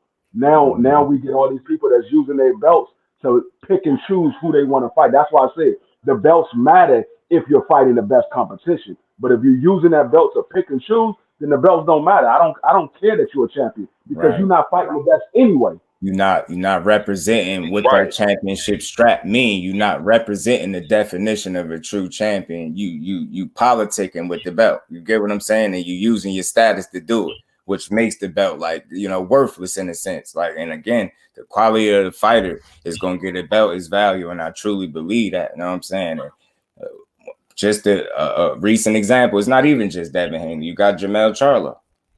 Them belts matter. You're not gonna tell me the way he got them straps don't matter. And it go the same for anybody else that get them. They can't control who they fight when they get them. I understand that. So I don't take away from the accomplishment. You get what I'm saying? Accomplishment is the accomplishment. And you know what else, bro? Doing something so young, man. That make a lot of sense, because if you think about, you just brought up another point I was thinking about when you said JusDueBoxing. Another thing that make the belts matter a lot is when your division thinking matters. So think about the reason why we hold Jermell in such high regard, because we know in his division he actually have wolves that want to take his belt. Right. They got wolves that want those belts. Right. And, see, and that's another reason why I held up until he started doing this little fugazi shit. I was holding Josh Taylor at a high standard because he went in people's backyard to win those belts. He fought his way to get those belts. He fought Regis Prograis. He fought Ramirez. He fought the other champion. I forgot who his name is. But he fought in those people's backyard to get those belts. And so I held him at a high regard. And then once he got to that Jack Catterall, and we saw that Jack Catterall was robbed in that fight, and then he started dropping the belts, I was like, okay, now I got to look at you differently. Mm-hmm. And he down to like one belt, right? Yep. You only got the WBO. I think in every division, bro, like, correct me if I'm wrong, but I think in every division the belts matter except 135. That shine a light on 135 even more, bro. And I know y'all, by now, y'all know I'm a Devin Haney fan. I can't hide it. But still, bro, I got a reason to feel how I feel. Supporter, bro. You're a Devin Haney supporter. Yeah, but I got a reason to feel how I feel, bro. Why is it that at 135, that's the only division where all y'all came into it? First of all y'all agreed that Devin wasn't shit because he didn't have one. Then all of y'all came into agreement that the belts didn't matter because he got all of them. Mm-hmm. No, I mean, I ain't gonna say that's the only division. That ain't the only division, because for a long time, 126 was that way because Gary Russell had that championship belt for almost 7 years. It was all the way up to a month from being 7 years, and he couldn't get near champion in the ring with him. Right. I remember that. You're right. I remember that. But that's why I say that make me, what that do to me, if I'm looking at a division like that, that make me only respect the guy with the belt. That's how I look at it. I only respect the one with the belt. Don't tell me nothing about nobody else at 126, because now one of y'all trying to take Gary Russell's belt. That's how I feel. Right. Yes, I mean, like that's what I say. That besides Devin Haney at 135, Teofimo Lopez and Cambosa, they was doing a Canelo. They was trying to pick and choose who they was going to fight to defend that title. They didn't want to fight the man that you supposed to be fighting, which is Devin Haney, because he had that other belt. Regardless if you had the franchise belt, and I know Mauricio Suleiman said he looked at it as him being the undisputed champion. We know who the real champion is, which is Devin Haney. So you trying to pick and choose, you were supposed to get that other strap, because the word undisputed means can't nobody argue it. But if Devin Haney has that other belt that was originally the real WBC belt, then you cannot be undisputed because we're disputing it. You cannot be undisputed if they are disputing it. Mm-hmm. That's why I'm glad. I'm kind of glad that Devin moving up. I'm gonna tell you why, because it's just gonna shine a bigger light on anybody still at 135. Because once he move up and them belts get dispersed, I'm guessing that's what happened, right? The belts get dispersed and people have to fight for them all over again. Shakur gonna collect them belts. He gonna be just like Devin Haney. He not gonna hesitate. He not gonna have no picks and chooses. Whoever got a belt, Shakur going to get it.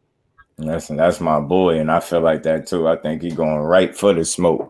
He ain't playing no games. And again, it's gonna put some pressure, because if you still at 35 and you got to be trying to get in there with the absolute best, especially if you're a top dog. And if you demand the money from the people, we just demand the best fights. And that's never going to be too much to ask. And I'm telling you, our voice matter, and what we say matter, because we spend our money.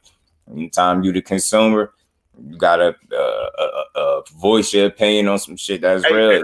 Another thing I want to clarify too is that I know a lot of people, they have a problem with the fact that Shakur and Devin have all but just came out and told us that they not fighting each other until 147, right? And I understand a lot of Tank fans, they mad about that. They like, well, why both of them want to? Let me get this out, brother. They were saying, like, why do they both want to fight Tank, but they don't want to fight each other, but Tank have to fight both? So now I want to clarify how I feel. Tank need to fight one of them, and I'm cool with that. He don't have to fight them both. Just fight one of them, and whichever one you choose to fight, I'm good with. That's how I know. Well, I'm with it. Well, I'm gonna say this. Shakur never said that they won't fight until 147. Devin Haney said that he's always been bigger than Shakur, and so they might not fight until he gets to 140 or 147. But Shakur wants to fight him now. Shakur like, I can fight him now. Is Devin Haney saying he after Loma he's moving up? So that was Shakur wasn't saying no, I'm not going to fight him until 147. That came out of Devin's mouth that we might not fight until 140 or 147. I got you. The only thing is BF brought up a good point. If you listen to BF TV, he brought up a good point about how Shakur could have forced the fight with Devin and he chose not to. Now, I'm not saying he's scared of Devin, but I'm going to tell you this is what I believe in my heart. What I know is they very close, and from when I heard, they knew each other for a long time since they was good. And Shakur know Bill Haney, they all have an intimate relationship with each other. So my thing is, I believe at some point that was already understood about these young guys. That's just me. What I'm trying to do is I'm trying to piece this shit together in my own head. That's my theory. My theory is that at some point they already knew that they wasn't gonna fight each other first. And I told you what my theory is. They feel like, look, because I'm telling the type of person I am too. Hey, JusDue, if you was my homeboy, bro, we got into boxing around the same time. You was always naturally a little smaller than me, but at the same time, I know that your skills is on the level of mine. I see you as the only legitimate threat. I think everybody else can't fuck with me. I think they can't fuck with you either. I'm gonna tell you, bro, let's run through these other niggas, get this money. We're gonna become the two most famous dudes at our age group, and then we're gonna fight each other at the end for everything. Somebody got to put that to their attention, man, because that's real. Y'all not no losers if y'all go in there and lose against one or the other. The hell with an O, bro. The people gonna respect that you got in there and challenge yourself. I can guarantee you that the real ones will, man. Only some fake ass man gonna jump ship if one of them dudes lose to each other. That's weird. That's absolutely true what you said, because Shakur came out and when they did that live stream, Shakur spilled the beans and told him that, Bill Haney, you called me and told me if the daggone kitchen gets too hot, y'all was going to move out the kitchen. Basically saying, when I come up to that division, y'all was going to move out when I got to that division because I'm in that division now. So he came out and told everybody. Good point. I think it's understood, bro. I just think, because I'm telling you, bro, as friends, right? If they really, we don't know how close they is, but I'm guessing they close. Because when I heard Bill Haney, when all three of them was doing that interview together, I can tell that it's love between all of them. It's love there. You know, smiling too much for me. Yeah, it was love there, bro. Because like even though it was getting heated, you can tell when people love you when men got love for each other. Because even though it got heated, that respect never got broken. Yeah, the respect was still there. So that's what I like. So what I believe is this. This is what I like. I'm telling you what I believe, because I'm telling you how I would. If you my homeboy and I know we the two best, I'm not gonna fight you for the simple fact I want you to keep your O as long as you can. I don't think these other dudes can beat you, so go whoop on them niggas. I'm gonna build my legacy, you gonna build your legacy, and again, at the end of the day, we gonna fight each other for for the maximum dollar, because we gonna be the last two there. Feel me? No, I understand that. I understand that, and like I said, I wouldn't have a problem with it. I wouldn't have a problem with it if Devin Haney. I mean, like I said, I don't have a problem with it because Devin Haney is moving out the division. But if he was standing in the division, he was like, "Oh nah, we're not going to fight each other until he built his name up and get his fan base, and I built my name." I'm like, no, y'all in the same division. Y'all can go ahead and fight now. Did y'all hear what Shakur said? I'm trying to take y'all back maybe a month or two ago, when that beef was really going down between Tank and Shakur, when Shakur was doing interviews like every day, telling us about the intricacies of his beef with Tank, stuff that we never heard Shakur talk about. He had let a lot of shit out, bro. And one thing he said was that this around the same time he said when Tank told him that he didn't want to take tough fights. They asked Shakur, that's when Tank said that he cracked Shakur. And they asked Shakur, did Tank crack you? He said, man, I don't know what the hell he talking about. He said, he ain't cracked me, bro. He said, when I got in the ring with him, he said it was good work, but I got the best of Tank. And he said, so was you nervous when you fought Tank? He said, no, I wasn't nervous. He said, bro, I don't see Tank as somebody to be nervous about. He said, Tank got a lot of power, but he said, Tank not the type that's going to outthink me and do this. And bro, I was a psychology major. So I know what Shakur was telling me was that the fact that he said he wasn't nervous because Tank couldn't outthink him, that tells me that the only thing that makes Shakur nervous is somebody who is smart as him. That's what would make him nervous. And I believe Devin Haney is the person that make him nervous, because Devin Haney would get in there and move chess piece for chess piece with him for 12 rounds. That's interesting, bro. That's an interesting take right there. And it's too damn logical to disagree with. I ain't never think of it like that. Then that shit makes some sense. And it's just, again, it's from a competitive standpoint and kind of knowing your competition. You get what I'm saying? And I feel like that's something that make him special. He recognized both of those fighters got a certain level of greatness in them. So I think anytime the opportunity presents itself, when he do got to fight either or, he gonna prepare for it the right way, because he know what it is. He know both of those dudes is the top tier fighters, and he always give them their credit, and that's what I like. Because again, they try to make us choose when really we only choosing the guy that we think that's gonna win. They want us to choose and be done with the other fight. Nah, we support boxing. So again, that's why we had these conversations, and we want to see all these dudes mix it up, because that's giving us our money's worth. This is what it's for. Why else are y'all fighting? Y'all not fighting to be the best if you're not gonna fight the best. You can't. He do fight a lot of those, Cypher. He do. And I felt like it kind of continued a little bit. You get what I'm saying? But I'm interested to see where he go from here now. Like, you get what I'm saying? Where is no Hector Garcias, there's no more Rollies. You get what I'm saying? There's no more Garcias that nobody gonna be interested in seeing you fight. That's all. That's not a bad thing. I'm a true supporter of his. So I could feel this way. I could be real about it. And I know it ain't hate. Why else? And again, you really don't support somebody if you don't want to see them against the absolute best, because you telling me that you don't really have faith in a fighter that you saying you rock with. Because why else wouldn't you want to see him in there? So are you really a fan? Or are you a fanboy? Are you a fanboy of his? Or are you a supporter? Supporters want to get in there, win, lose, or draw. That's a fact, bro. Because my thing is too, like, how you gonna be a fan of Tank? And Tank just told you he contemplating retirement. So as a true fan of Tank, would you want to see him retire with Ryan Garcia being his biggest fight? Mm-hmm. Come on, bro.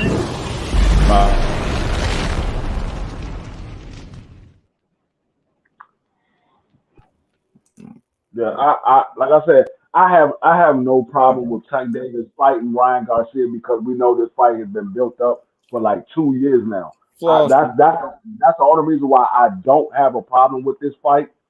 But I still, after this fight is over, you can't throw just anybody else in the ring with Tank Davis. Tank Davis, now you're your own boss. Ash's corner to the queen. What's good, Ash? You should be going after those top level competitions. Like I said, if you fight, say he fight Ryan Garcia, and then he goes out and he try to get the fight with Devinhaney, but that fight falls through. He literally tries to get that fight, but that fight falls through. And then he just takes somebody else to stay busy. I have no problem with that, because you were trying to make that fight with Devinhaney, but it fell through. That I don't have a problem with. Right. But you just going out to get just any fight, I have a problem with that, because now you're making your own calls. Right. And that's fair. Right. I ain't gonna lie. I just, me personally, bro, again, y'all know I got love for Haney. I don't think it's possible for a fight to fall through a Haney, because Devin would do whatever it takes to get the fight he wants. He showed us that. Right. He'll go to any promotional company. Yeah, I'm not saying it would be Devinhaney's fault. I'm just saying that the fight fell through. I'm just using that as an example. I got you. Mm-hmm.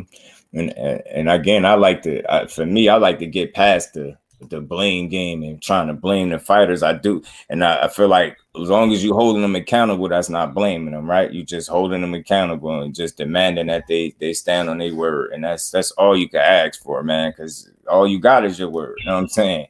And we watching, and we paying attention to this shit, so we really know what's going on. And again, this year is just gonna reveal a lot for us. Like, think about what's happening. Like, you get another fight out the way in April, and you got two of these dudes out the way early. That still leave, you know what I mean, time to make some things happen, man. That still leave time for some good fights. That's where I'm at. I just need to see. That's what I was telling. I was telling T earlier on his live he had earlier. If once Tank Davis fight Ryan Garcia in April, Tank Davis still can get another fight in before the end of the year. That would be Tank Davis fighting 3 times this year. We haven't seen Tank fight 3 times in a year in a long time. I think the last time we see Tank Davis fight 3 times in a year was early in his career, probably 2015 sometime. You get what I'm saying? It's a good sign right here, right? Right. It's a good sign, like in terms of staying busy and really having an opportunity to deliver a big fight.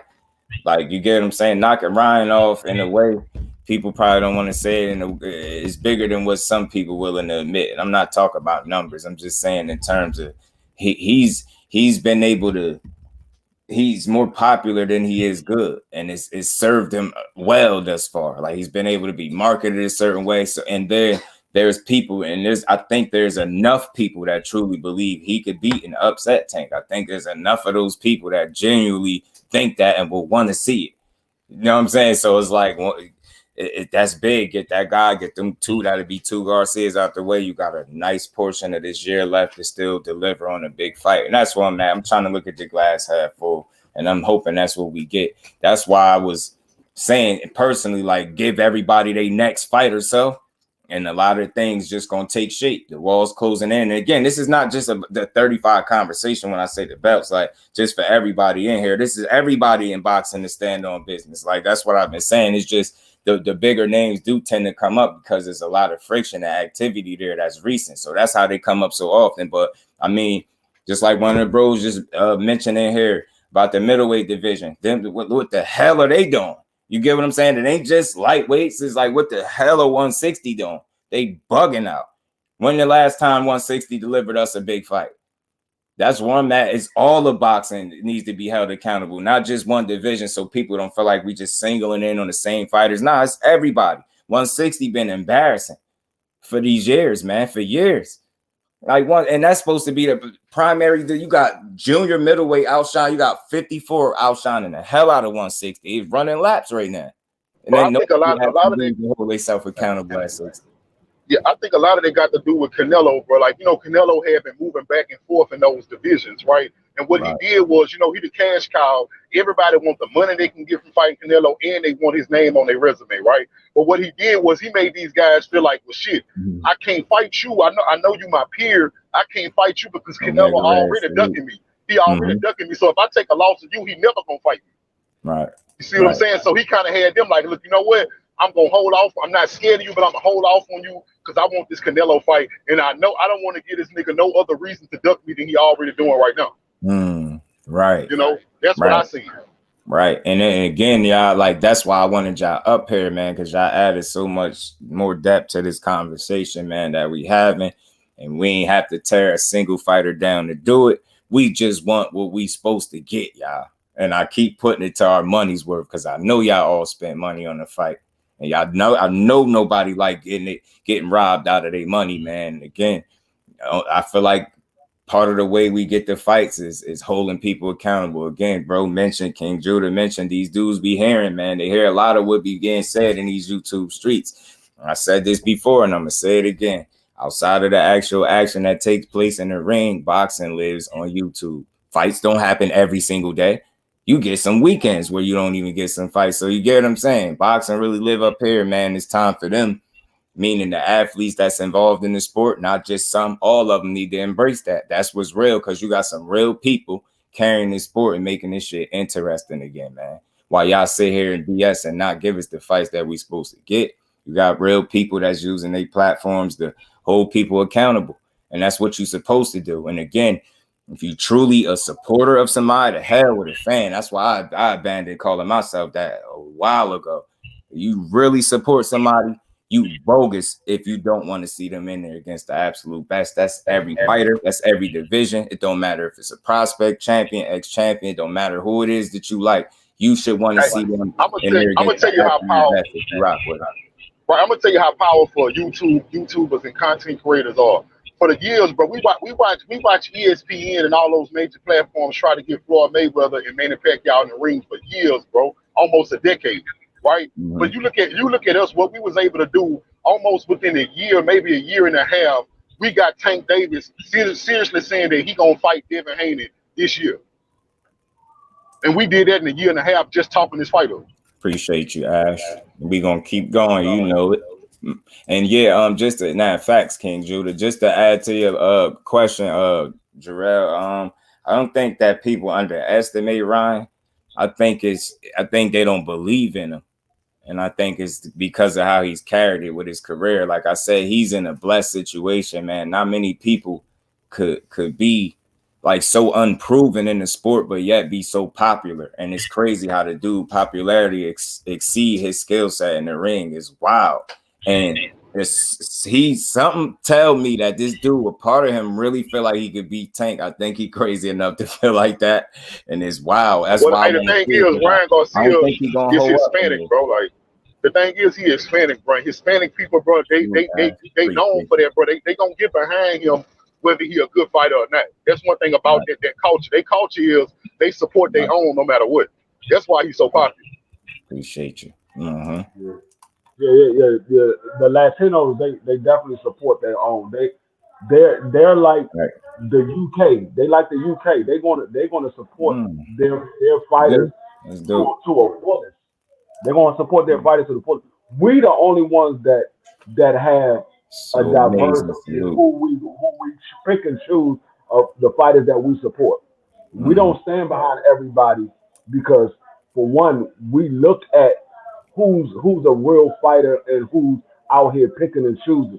Like over in the UK and in the other countries, they don't care about their fans, their fighters picking and choosing. They just want to see their fighters win. Yeah, they don't care about them. They just want to see them win. Yeah, but another thing is too, bro. You got to look at it. A lot of, especially when you talk about the black community specifically, right? Not just American culture, but black culture. We was raised, bro. We was raised not to ride with you just based off the fact that we share the same skin color. Like your character matters in the black community. So what I mean by that is how Ryan Garcia can openly duck devinhaney and still have the support of his people. That's not gonna ride with black people. When you openly duck somebody, bro, we not riding with you no more. I don't care that you black. Right. You know what I'm saying? Right. Nah, that's a good attitude to have because you're not worried about where these fighters are coming from. You just worried about how the fighter is moving and if he's standing on business and moving accordingly.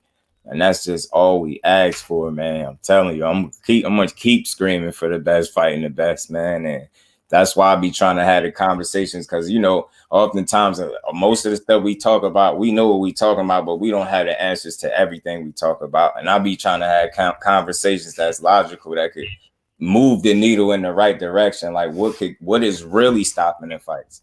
I mean, we don't know for sure, but it's still a conversation to be had because instead of just, it's easy to say duck this, politics, that. Like I really be trying to have a conversation. What's really stopping it? And I think, again, 2023 is going to show a lot of that. We going to find out what's going on, man, just by how people moving. And it's my eyes on everybody moving right now, especially at the top, man. They got business to stand on and they got fights to deliver, man. I ain't trying to see nothing else but my money's worth every time I sit here and watch a fight. I want my money's worth. Every car, every car. Yeah, and that's what I said. It's going to be hard to follow behind what Tank Davis did on January because he put a card together that you had no problem watching every single fight. You sat in your seat and watched every single fight because you wanted to see every fight. The only fight that I say I could have went without seeing was the Miller fight. But other than that, every single fight on that card I wanted to see. Mm-hmm. So I had no problem. I had no arguments about that card at all.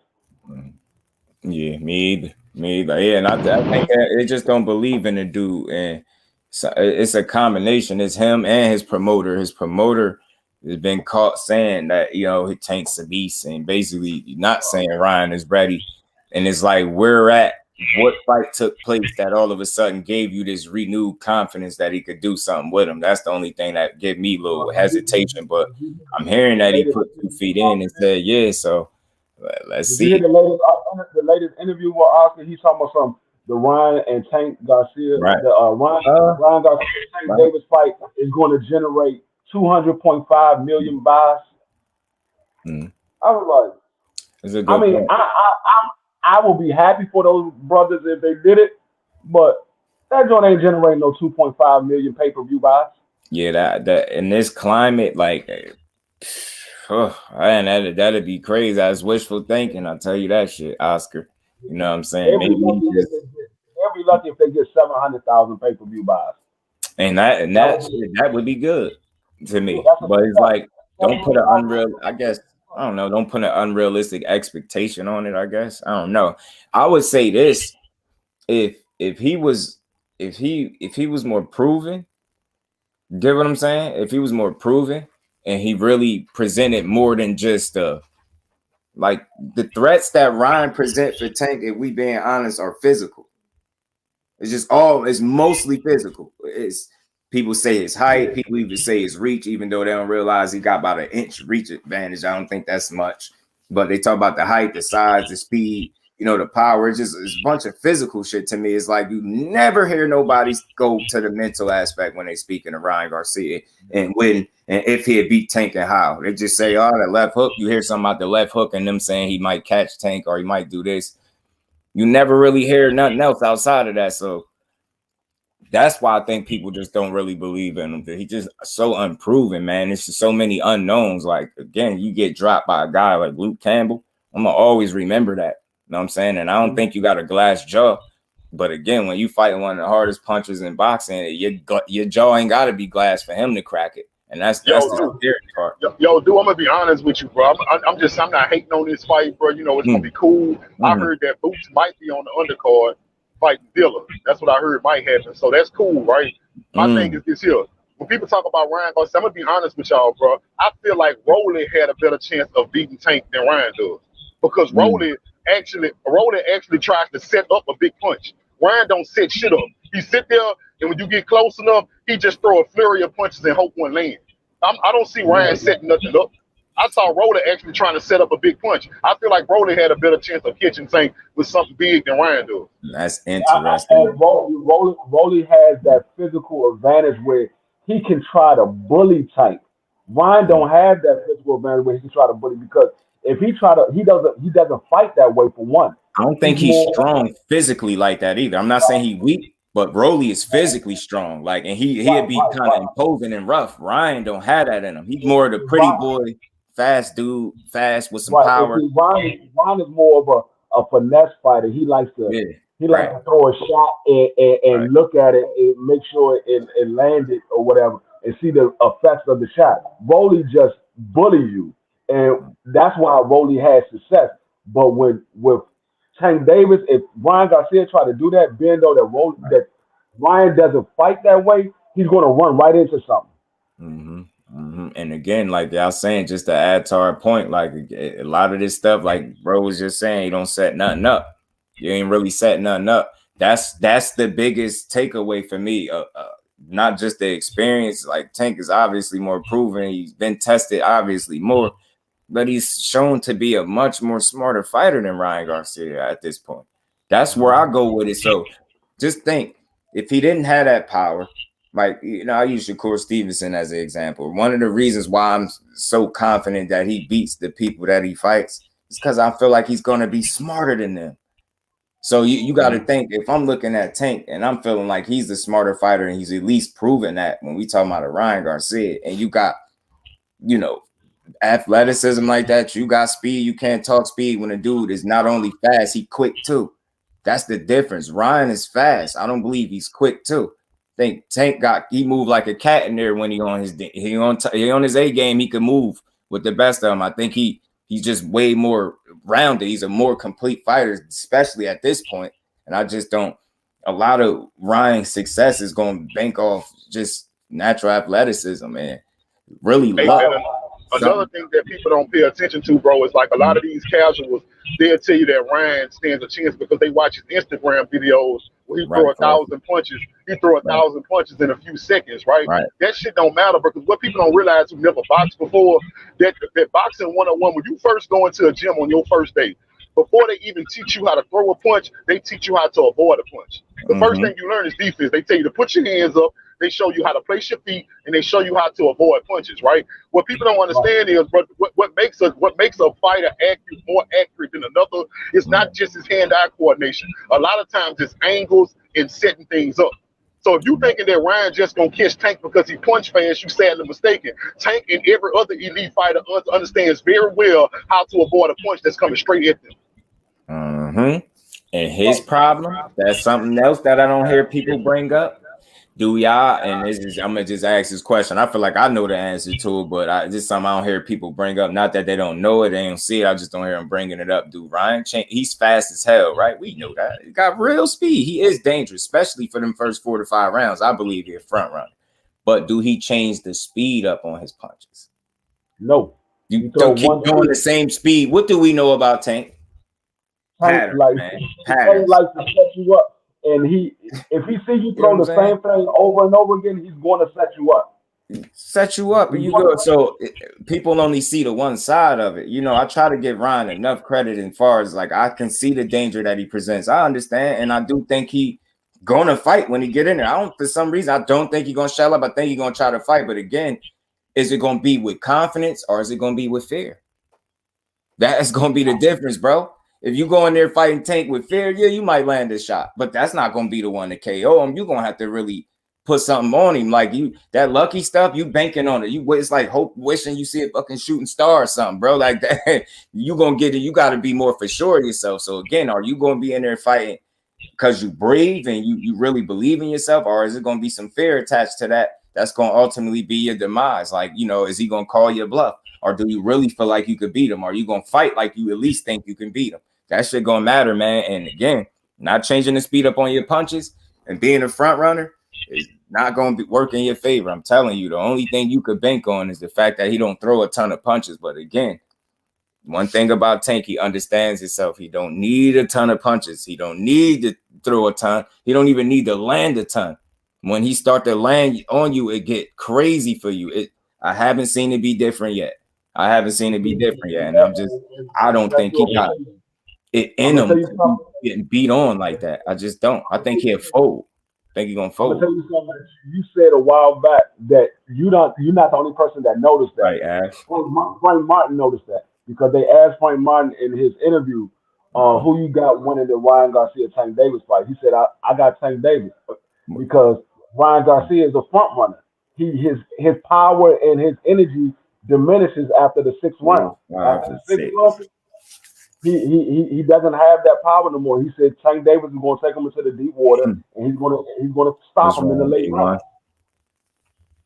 If he doesn't get caught with something before that. Right. If he doesn't get caught with something before the 6th round, he's going to stop him in the later round because Ryan Garcia doesn't have that power later in his fights. And bro, see, the thing is, there's levels to this, bro. A lot of people don't want to admit it, bro. But I done had arguments on platforms, bro, on panels when I came on and I told them that Ryan wasn't elite. And I still believe that, bro. Nobody's going to be able to convince me that Ryan is an elite fighter. I'm going to tell you why. An elite fighter doesn't make the same mistakes fight to fight. An elite fighter, you're going to see an adjustment, bro. Like, I'm going to tell you, that's how I knew Hector Garcia was an elite fighter. Yeah, he beat Chris Colbert, but what I noticed that every time he get close, he leaves his hands down, whether he at distance or whether he fighting on the inside. That's a flaw, bro. If nobody taught you to... You cut out. Cut out, King Judah. Speaking to the drug testing, Jarrell, even Calvin Ford said shit. He went and got tested before Tank did. I salute him. Look, he gonna get my respect. Not if he win or lose the fight. He gonna get my respect for getting in there, signing the contract, then standing on it and getting in there. What I was saying was Ryan's flaw is that when he get in close, being that he usually the taller fighter because he's a tall guy, he keeps his chin high as hell, bro. When you boxing, bro, you taller than your opponent. You talk to bend your knees and tuck your chin the closer he gets to you. You never want to be the taller guy and your knees straight up, your knees straight. You ain't got no bend in your knees and your chin straight in the air, bro. I mean, the most trash guy in the ring will knock you out, bro. If you taller than him, he has power, and you keeping your chin up, he will knock you out. Right. He got real power and speed. Like, I believe it's legit. And I believe he got the power to knock whoever out if he catch him with the right kind of shot. But the problem is, you know, he lacks that ring IQ, like, to me. And if y'all remember, it wasn't just him getting dropped by Luke Campbell that was very telling. Did y'all see how he set it up? Now, I ain't no damn trainer, but the more boxing I watch, the more shit that I just see. I seen Luke Campbell set that up and made him look as if he was about to attack his body. What did Ryan do? Threw his hands out, almost like preparing for a body shot. Now he extended, chin in the air. That man went right over the top. Just think about the reflexes of Tank and him giving him some type of foot feint, anything, yo, and he bite. Just think about what we talking about, yo. If he catch him with one of them, he feint that man and he flinch up because that's the thing. Ryan is just fast to me. He's not quick too with it to me. He's not both. He's just fast. Like Tank got cat-like reflexes. You don't see Ryan moving like no damn cat in there. He fast up here. These are fast. Slow ass feet, and we all know you need your feet with you to punch, bro. So that's another area where I think Tank can exploit, and it could be bad for that dude. He set him up. It's just the immaturity to me. He's a very immature fighter too, man. Very immature. Like he's so enamored with his own speed and power that it's going to be his demise when you fight a guy that really got speed and power too, with IQ. Got to take the skill with you, Ryan. You got to take a real game plan with you. Like when I see that dude fight, I don't really see a game plan with Ryan Garcia. Maybe I'm just being too hard on him, but I just see a dude trying to win off his natural physical gifts. I do see that. And when that don't work in the first quarter of the fight to the first half of the fight is gone, then he's cool with kind of landing punches and just going the distance with you. You've seen it a few times. That's exactly how he look. If he don't get you out of there, he look very lackluster, and he don't look like he's improving that much. And maybe that's the lack of competition or whatever, but he gotta again, you want to fight a Tank Davis, bro. I respect the hell out of it. From going from your level of competition to him, you got my utmost respect. Win, lose, or draw, buddy. And I'll look at you a little bit different after you actually step in there with that man. You'll show me some. That'll be because at this point, you getting there with him. Because I'm in support of boxing. I don't hate Ryan Garcia. I just don't want to see him clout chasing man if you're not going to fight him. And I go for any fighter. You get what I'm saying? So just the fact that he'd get in there, win, lose, or draw, I mean, shit, that might can make you a better fighter. If you got in there with Tank, you better not be scared to get in there with nobody, dude. That could, you got two ways you could go with a loss if that's what's to happen. You get knocked out. You can either fold and continue to try to, get through boxing off your popularity, or you could really go for it. And that's you might see him have to be forced to make a decision after that fight. And I really want to see what he decided to do after that. I be thinking like that. I really want to see, is this going to bring it out of him, or are you just going to curl out and be like, this ain't for me? I really want to see what a loss would do to him. Would it wake him up? Would it make him just be like, you know what? It's time to take this shit serious? Because I'm telling you, we see that Tank loss don't hit the same as everybody else. Hector Garcia, man, somebody got to reach out to his team. Tell that man, don't do no more interviews. Go heal from whatever it is you got going on. Don't do no more interviews. I'm trying not to laugh. Bro, you keep doing interviews. You talking about stars. You still can't see. You not in a good place. Then you do other interviews talking about how hard he hit, bro. Just don't do no more interviews. We get it. We seen it. Just go chill, go recover, and get back to it, because it's still one loss, and you got a belt to defend at 130. You know what I'm saying? Get back to it. Yeah. I'm going to tell you another one. You don't put your chin up in the air, because when you put your chin up in the air, you see that first punch. You don't see that second punch. Not only does you put your chin in a spot where you can get hit, but you don't see that second punch coming, because you lose your peripheral vision when you put your head up. You lose that peripheral. So if you put your head up to win one punch, you don't see that uppercut coming. That David loved to throw. You don't see that uppercut, because when you bring that chin back down, that uppercut is waiting on you. Yeah. Maybe Goose and show him all these problems. And he do got a good trainer. And again, Calvin Ford do respect the trainer and Goose that he got. You know what I mean? And I feel like that could potentially be a good trainer for him, because the dude said he feel like Ryan could go to rest of his career undefeated. And why I said that made me feel like that's the right trainer for him, because if he truly believe that, then he truly believes in Ryan's talent, and maybe he do got the right dude for him. And that is a good trainer. So it's just a matter of what kind of work are they putting in, and is Ryan really soaking it up and getting better because of it? And we haven't seen that just yet. Like, I haven't seen him get better in none of his fights. He hasn't lost, but that's because I just don't think he really fought nobody that could beat him. And that's a big jump that he taking. You get what I'm saying? It's a big jump. And I respect the hell out of him, man. That's going, man, he got my respect for real when lose a draw, dude, because I just didn't expect him to go from that level. I would have thought, maybe you would have even took the tune-up fight in between, and you like, no, I'm this for the fans. Like, bro, if you really turn down the tune-up and get in there with Tank, I remember that. I think he cashing out, bro. I think he cashing out, dude. I think he know this is big. He gonna make a lot of money. But that dude cashing out. Ryan Garcia has never been in his heart. Has never been in boxing. Even Canelo when his own camp came out and said it. Eddie Reynoso and Canelo said Ryan Garcia heart isn't into fighting, and he's showing me that. He cashing out with Tank Davis, but I don't see him fighting Tank Davis, getting his ass knocked out, and then turning around and keep going trying to be a great fighter. No, that's gonna be it. And that's gonna be telling. Especially if he get knocked out, a devastating knockout like a Leo Santa Cruz. I think Ron Garcia is going to hang him up after that. I think he's going to hang him up. And it's crazy because I don't think he got a glass jaw or none of that because he got dropped by Luke Campbell, who's not a big puncher. I don't think that. But again, we all know you can have a chin and still, you know, Tank get knocked out by him. It don't mean you ain't got no chin, but I just don't know. You know, I seen a certain level of dog. You had to have something in you to get up off the deck, obviously, and not just pack it in.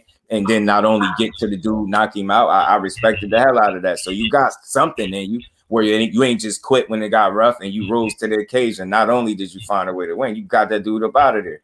I respected the hell out of that. Like, again, I don't hate Ryan Garcia, but I just felt like all through the years, like, just fight that dude, get it over with. And you really could beat him, go beat him. If not, then it's going to be like, okay, cool. And you can still either resume your career. And I think that fight is going to be telling, should we take this dude serious from here on out, man? I mean, because that's a serious fight. You ain't no playing with him. So I hope you come in. I hope you training and you taking that shit serious. Or you do a lot of talking, but you got to show us. And I just haven't seen a Ryan performance in 23 fights. I think he got that. None of them performances make me think you beat Tank or even land a lucky punch because none of them. I don't see it. You got to go in there with an unfocused dude. You talking about a dude that's already back training. I think he understands what's in front of him. And I think that is a guy that he truly want to beat up, despite what people think. I think he want to put hands on him. anybody that's getting there with a Tank Davis, in order for you to make me see that you can, or in order for me to believe that you have a chance of beating Tank Davis, one, you have to have the skills and the ring IQ, and two, you have to be in there with a top level fighter for me to say, okay, you have a chance of beating Tank Davis. Because if you fight people that's been C-level fighters your whole career, even though you might have the skills, you might have the ring IQ, but you fight C-level fighters your whole career, I'm not gonna say, okay, yeah, this guy gonna go in there and beat Tank Davis. I'm gonna say it's gonna be a tough fight, but I'm not gonna pick you to beat Tank Davis. Yeah. And Hector just has some real pedigree. Like he has something to bring to the table. Like of course I ain't gonna pick him to beat him because I just feel like that dude is just special. And Hector is good, but he ain't special. And that's just all it was. I get it. People say, he came from 130. Man, Tank came from 126 when you're all said and done. And he always usually the smaller man on fight night. So what the hell? And it's just he's not a guy to me that you got to understand that the reason he win fights ain't going to be nothing about no weight, man. It ain't going to be nothing about no weight. You see that power carried up to 140 for one fight. So that should just. I never use that. I never use that as an excuse. But like when people say, such and such came up, bro, if you weighed in and you made weight on fight night, ain't no excuse, bro. You was ready. I feel like you was ready. Right. And then especially when you end up being a bigger man on fight night, like the hell, we talking about a dude that's 5'5.5". I just don't think sometimes people understand how small that is, man. I still get mad at people saying, "Oh, he fighting Hector Garcia. He just came up on 130." But y'all wanted him to get in there with Shakur. Shakur just came up on 130. Bingo. That's facts. Bingo. How you gonna have it both ways? You want him to get in there with Shakur, but you don't want him to get in with Hector. Both of them just came up on 130. I hear my boy getting a little flack for who he fighting because I see people don't deal with context and you know, if it ain't surface level, they can't see past it. So y'all really gonna act like this dude wasn't trying to fight people that he think at least y'all would want to see him fight. You know, Jermaine Ortiz, Pitbull Cruz, Jose Zepeda was the name that y'all thought ain't no way that'd be a tough fight. Mr. 100 punches around. Dude don't want to fight. I be trying to tell y'all, but so how y'all gonna be mad at his opponent when somebody finally said yes? Y'all gotta learn when to be mad. It's a time to be mad at shit, and it's a time to hold people foot to the fire. But there's no way you're gonna convince me that you could criticize him for who he fighting when he clearly showing you opponent after opponent is not being willing to get in there. told people, man, I'm very confident in vouching for him. My fellow New Jersey, and man, that boy is the smoke, and he's gonna keep bringing it like that. I like the way he moved. I like the way he missed weight. Not that he missed weight. I like the way he owned up to it and held his own self accountable and didn't make no excuse. Said I signed that contract. I should have made the weight straight. Right. Like that. Well, did you hear what George Kambosos' promoter said after he fought Devin Haney? I'm going somewhere with this. They asked him about Devin Haney. He said, "Well, look, Devin Haney is a tough fight for anybody." He said that's the toughest style to fight against. He said nobody actually wants to get in the ring with somebody like a Devin Haney. If y'all go back and watch the post fight of their second fight, that's what they said. He said we got nothing but respect for Devin, but let's be honest, nobody wants to fight that style. Nobody. So I say that because of what you just said about Shakur. It's the same thing with Shakur, but nobody actually wants to get in the ring with Shakur Stevenson. That's the hardest fight. That's the hardest style. Despite what casuals may think, you think the guy that hit the hardest is the one everybody is scared of. No, it's the one that they can't hit is who they scared of. The one they can't hit. The one that's going to outthink them and really embarrass them and really have them questioning themselves from round to round as they lose. And it ain't the same as possibly winning a couple rounds and you get flatlined. You might be like, I was getting with him. Your confidence be a little bit different, but they know an ass whooping from a guy that maybe don't have the most power in either Haney or Shakur. The reason why they so scary, brothers, because when you fighting somebody that's smart on that level and they elite like a Devin Haney and a Shakur, to beat them, you actually have to be smarter than them. That's what scared them the most. Because it's hard to get lucky and beat them. And it scares the ones that people think shouldn't be scared. So most people think, oh, this guy hit hard, he got a great chin, so he's not scared of nothing. It scares him the most to fight a Shakur Stevens or Devin Haney because he knows my chance to beat him is to hit him with something hard. And the hardest thing to do on fight night is to hit him. That's what scares them. The hardest thing to do is to hit him. That's the hardest thing to do. Well, I tell people all the time, I'd rather get knocked out than to take a beating for 12 rounds. I'd rather get knocked out. Knock me out in the second or third round. Don't beat my ass for 12 rounds. I'm not trying to take an ass whooping for 12 rounds. And that's what people don't want. They don't want to take an ass whooping for 12 rounds. They'd rather get in there with somebody that if they land a big shot and knock them out, it'd be over quick. I agree, bro, because I didn't box, bro, but I never had an official fight, but I sparred. I've been in the gym, dog. So, but I will tell you, bro, that the demoralized I ever felt, it wasn't when I fought the guy that hit harder than me, he was bigger than me and stronger than me. It's when I got in the ring with one of the smallest dudes in the gym, but he was actually the best fighter in the gym, and I couldn't touch him.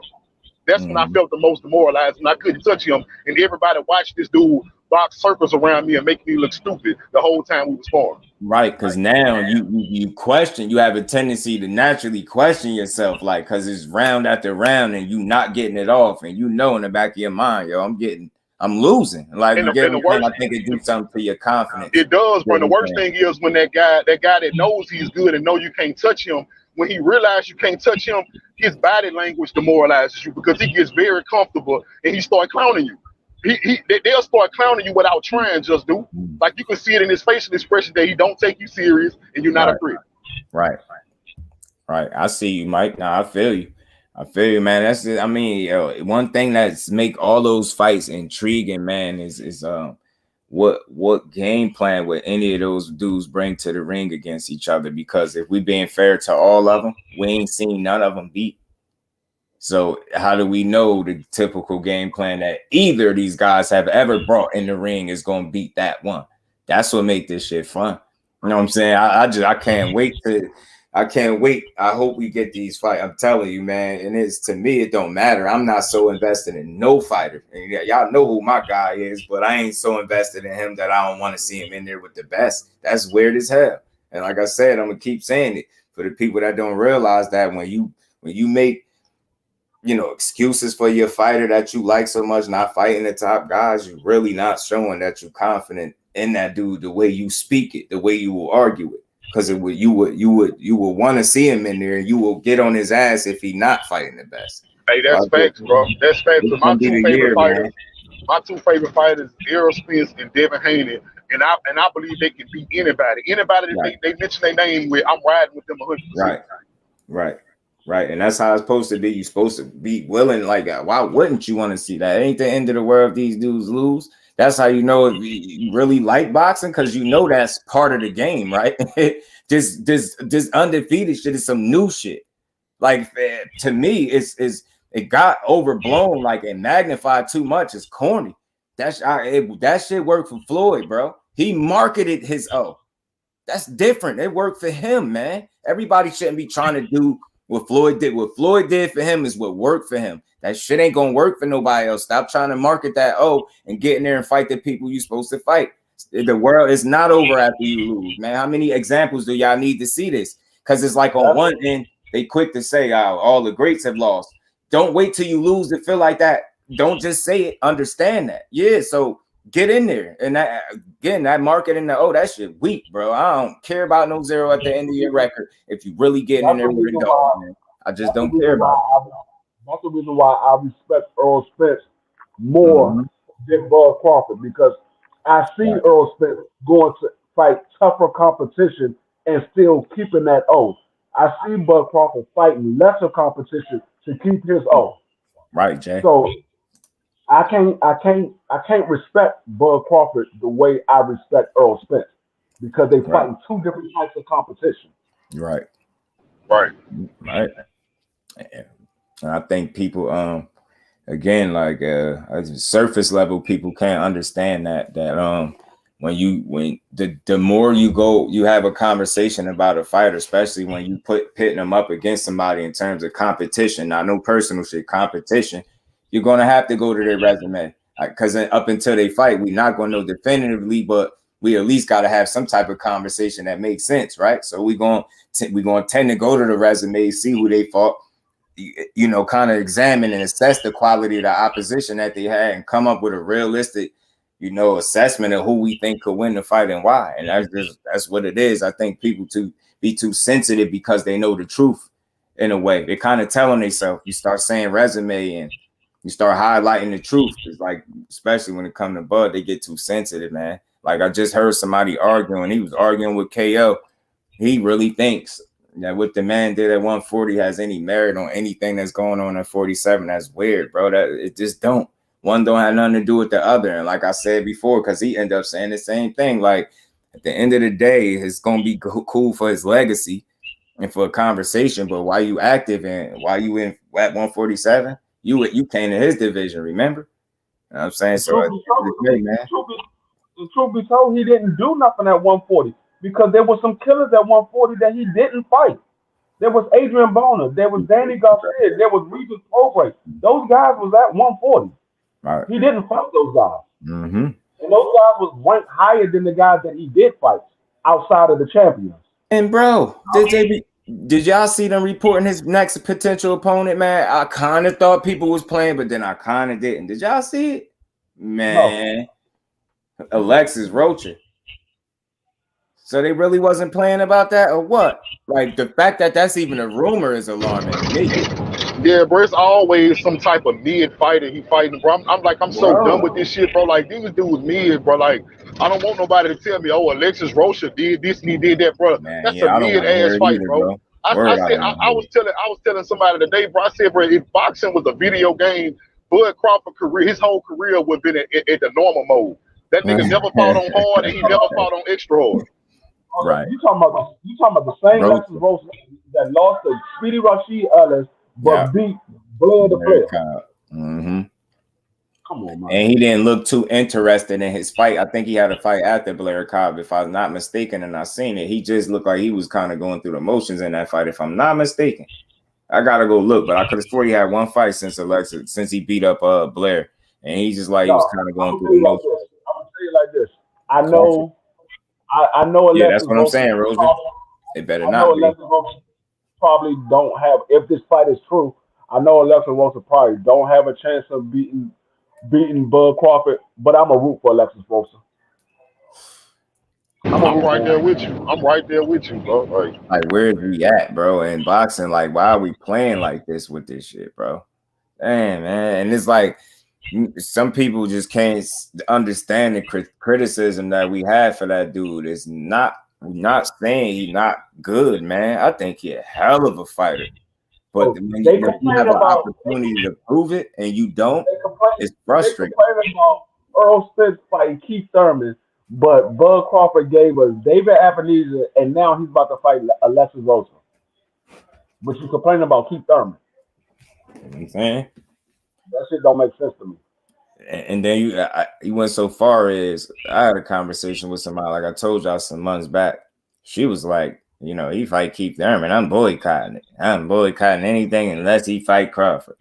But on the other end, I'm like, you want to watch Crawford and Evan? She's like, yeah, I'm gonna watch it because he's ranked such and such. And I was like, oh my God, are you serious?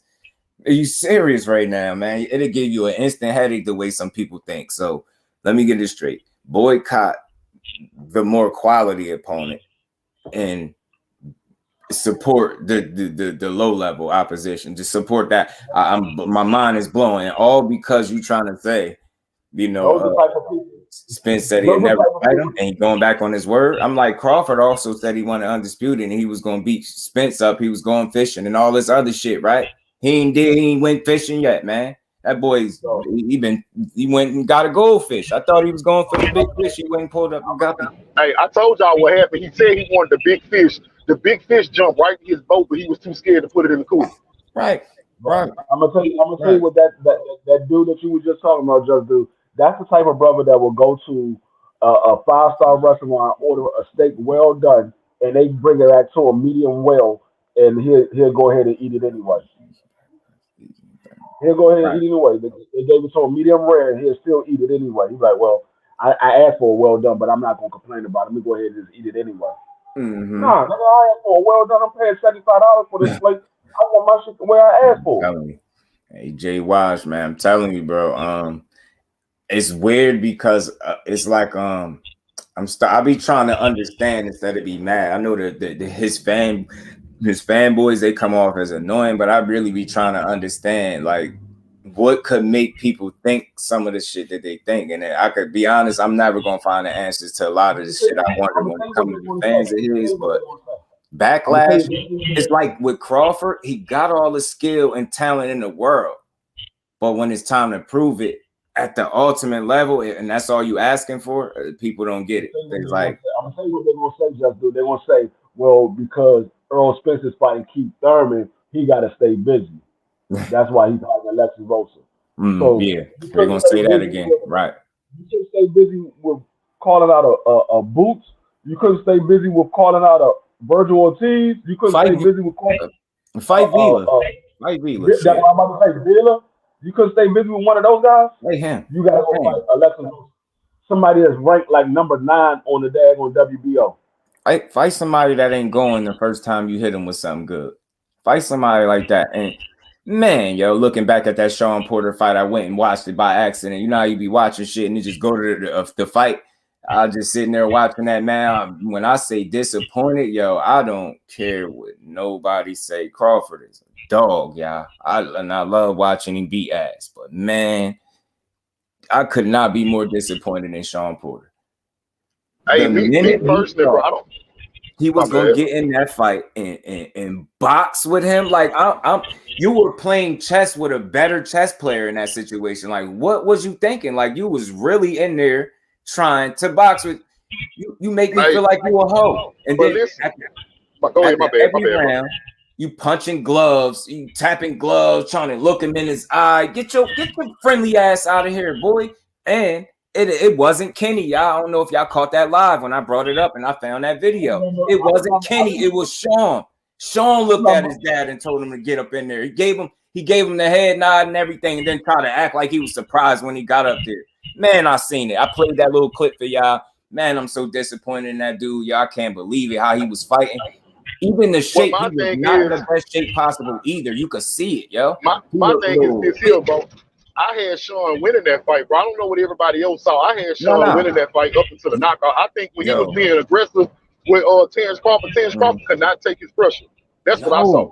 That's what I'm saying. And I'm like, bro, why are you boxing too much? I ain't saying just be careless. I'm not. But, bro, go get his ass. Because when you getting him, he ain't dealing with it well. You was getting the better of those exchanges early. I'm like, get his ass. Like, not saying I'm rooting for him to lose, but I'm like, bro, I want to see you come with that same intensity that you came with Earl Spence. Get your fool ass out of here. You gonna be in there. If you would have fought Spence like that, he probably would have stopped you too. Goofy ass dude, man. That shit made me mad, why yo. Bud don't want to get in there with Earl Spence. He don't handle the inside fighting well. And when Sean had the most success is when he was fighting on the inside. That's when he would beat Bud up. He was fighting on the inside. He swole Bud eye up and everything. He's not. That's why he don't want to fight. Yeah, hey, that was some buddy shit, bro. If y'all pay attention to it, Sean knew that he was about to retire, right? And he know that I'm friends with Bud Crawford. Spence already whooped my ass. Bud say he want to fight him. He did not want to go in there and beat Terence Crawford. He wanted to fight his homeboy, get some money for his last fight, and hope that Terence Crawford avenge his loss. How would it think about? Do you really think Sean Porter wanted to beat Bud Crawford? That way, Errol Spence can say, "Yeah, both of y'all don't like me. Y'all friends. I whooped your ass. You whooped his ass. He wasn't even good enough to make it to me." You see what I'm saying? Right. He didn't know how to turn that switch off either. That's something else I critiqued him for, man. So since he got all his criticism, since he turned into full-blown podcast Porter, he got all his criticism for people that he probably wouldn't even fight if he still was fighting. But then again, I ain't gonna try to take away from him. He'd fight whoever, right? He wasn't no duck. But that dude, man, was too friendly. He did not know how to turn that switch off. The difference between him and Terence Crawford knew when and how immediately to turn that switch off the minute he realized y'all really was gonna fight. That was a difference too. Yo, friendly ass. You tapping gloves and you man, he punching you in your face. I don't want to touch no glove. He been touching your face the whole time. You ought to not be tapping his gloves, bro. God damn, he touching you up. You want to keep patting gloves at the end of rounds and looking him in his eyes and shit, hugging you and shit, dude. Fresh off knocking you out. We ain't even caught your breath yet. Y'all embracing and hugging and shit after you done. Hardest punches Sean Porter landed too, man, was on the mat when he was down there fronting like he was so disappointed in himself. Signal to look at that fight with Sean Porter and Bud Crawford. They're friends. And then go back and look at the fight with Earl Spence and Lamont Peterson. They're friends. Right. Two different types of fights. And Lamont Peterson was trying to beat Earl Spence. Earl Spence was trying to beat Lamont Peterson. And again, Arrow a different animal. I ain't gonna lie, bro. EJ a different animal, dog. Bro. That dude, EJ seemed like the type of dude that'll wake up and have a full blown fist fight with his friends for fun. Yeah, like he a different type of animal, dog. That, bro. I mean, they wasn't fist fight, but remember he was going hard to the body with his man. Yeah, like he seemed like he don't. Who the hell doing shit like that? For real. Look at the Danny Garcia fight. He beat the shit out of Danny Garcia. Yeah, and we saw Danny Garcia and Earl Spence sitting beside each other at the Tank Davis and Rolly Romero fight. And that's why I did a live too, y'all. I'm telling you, I feel like some of this shit I be doing be ahead of and the people don't be catching it or something. And it was a conversation because y'all know that's what I do, man. Something changed in Sean Porter after that EJ fight, and I'm gonna say that, and I'm gonna mean it. Showtime Sean Porter last fight, y'all. I know what it say on his record. That's Crawford. We get that. But his Showtime Sean Porter last time fighting was against Errol Spence, y'all. That dude was retired by EJ, and that's not to take away from Crawford. That's just something that I observed because I never seen him fight the way he fought again in that fight. What he did, what made him who he was, what made him Showtime Sean Porter, he did that in spurts in the Crawford fight. And when you fighting a guy like Crawford, you obviously had to really be on it. Like, I'm just interested, and this is not me rooting against Crawford. This is just in terms of seeing the best possible fight, and I feel like he kind of robbed us of that. What if he would have just went balls to the wall like he did against the Keith Thurman, like he did against the EJ? I get it, so you don't have some wear and tear, but it's like, just think of what kind of fight that would have been, because I believe Big Crawford fight, he gonna fight. You get what I'm saying?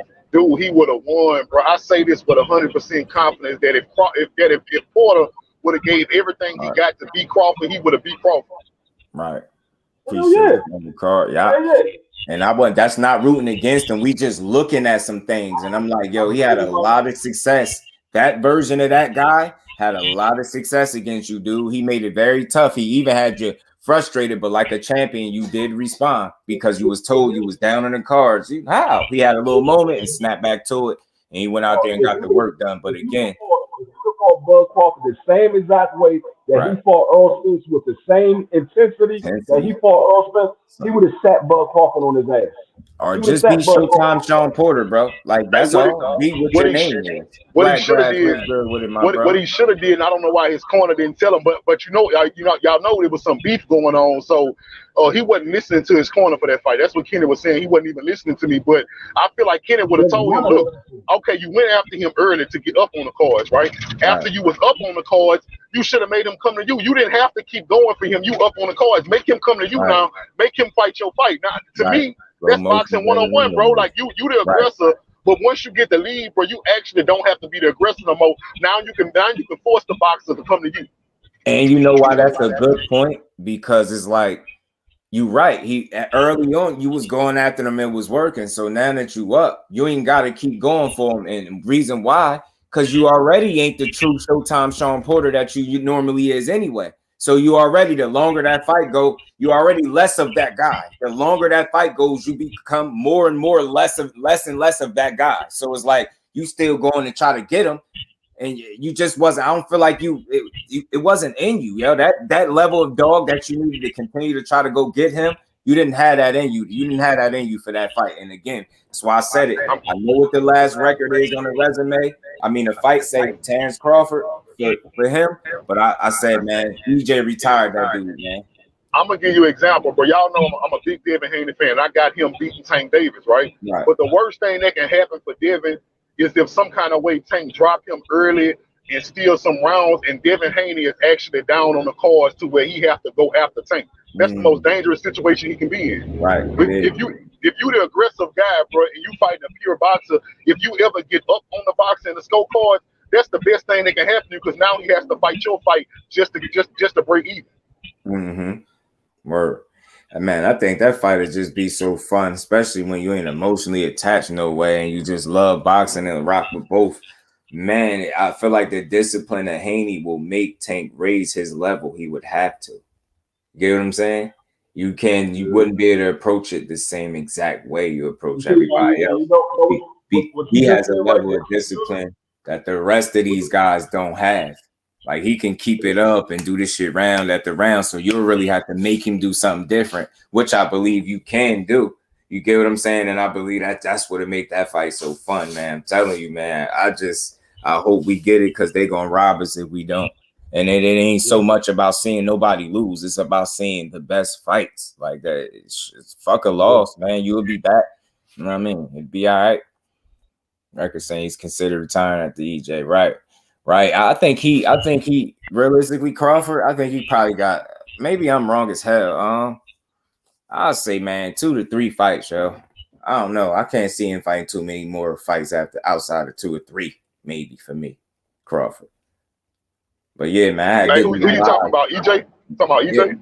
Yeah. Crawford. I feel like he got like 2 or 3 left in him fights. Oh yeah, Crawford. Let me tell y'all what I said, bro. I feel like Crawford done now, bro. I put Crawford in the same boat with Triple G. Crawford would never challenge himself again, bro. That's a wrap. If he do take a fight, it's gonna be a fight that he know he can win for sure, or he not taking it. That's crazy, man. Like, man, that's going, like, I just don't understand.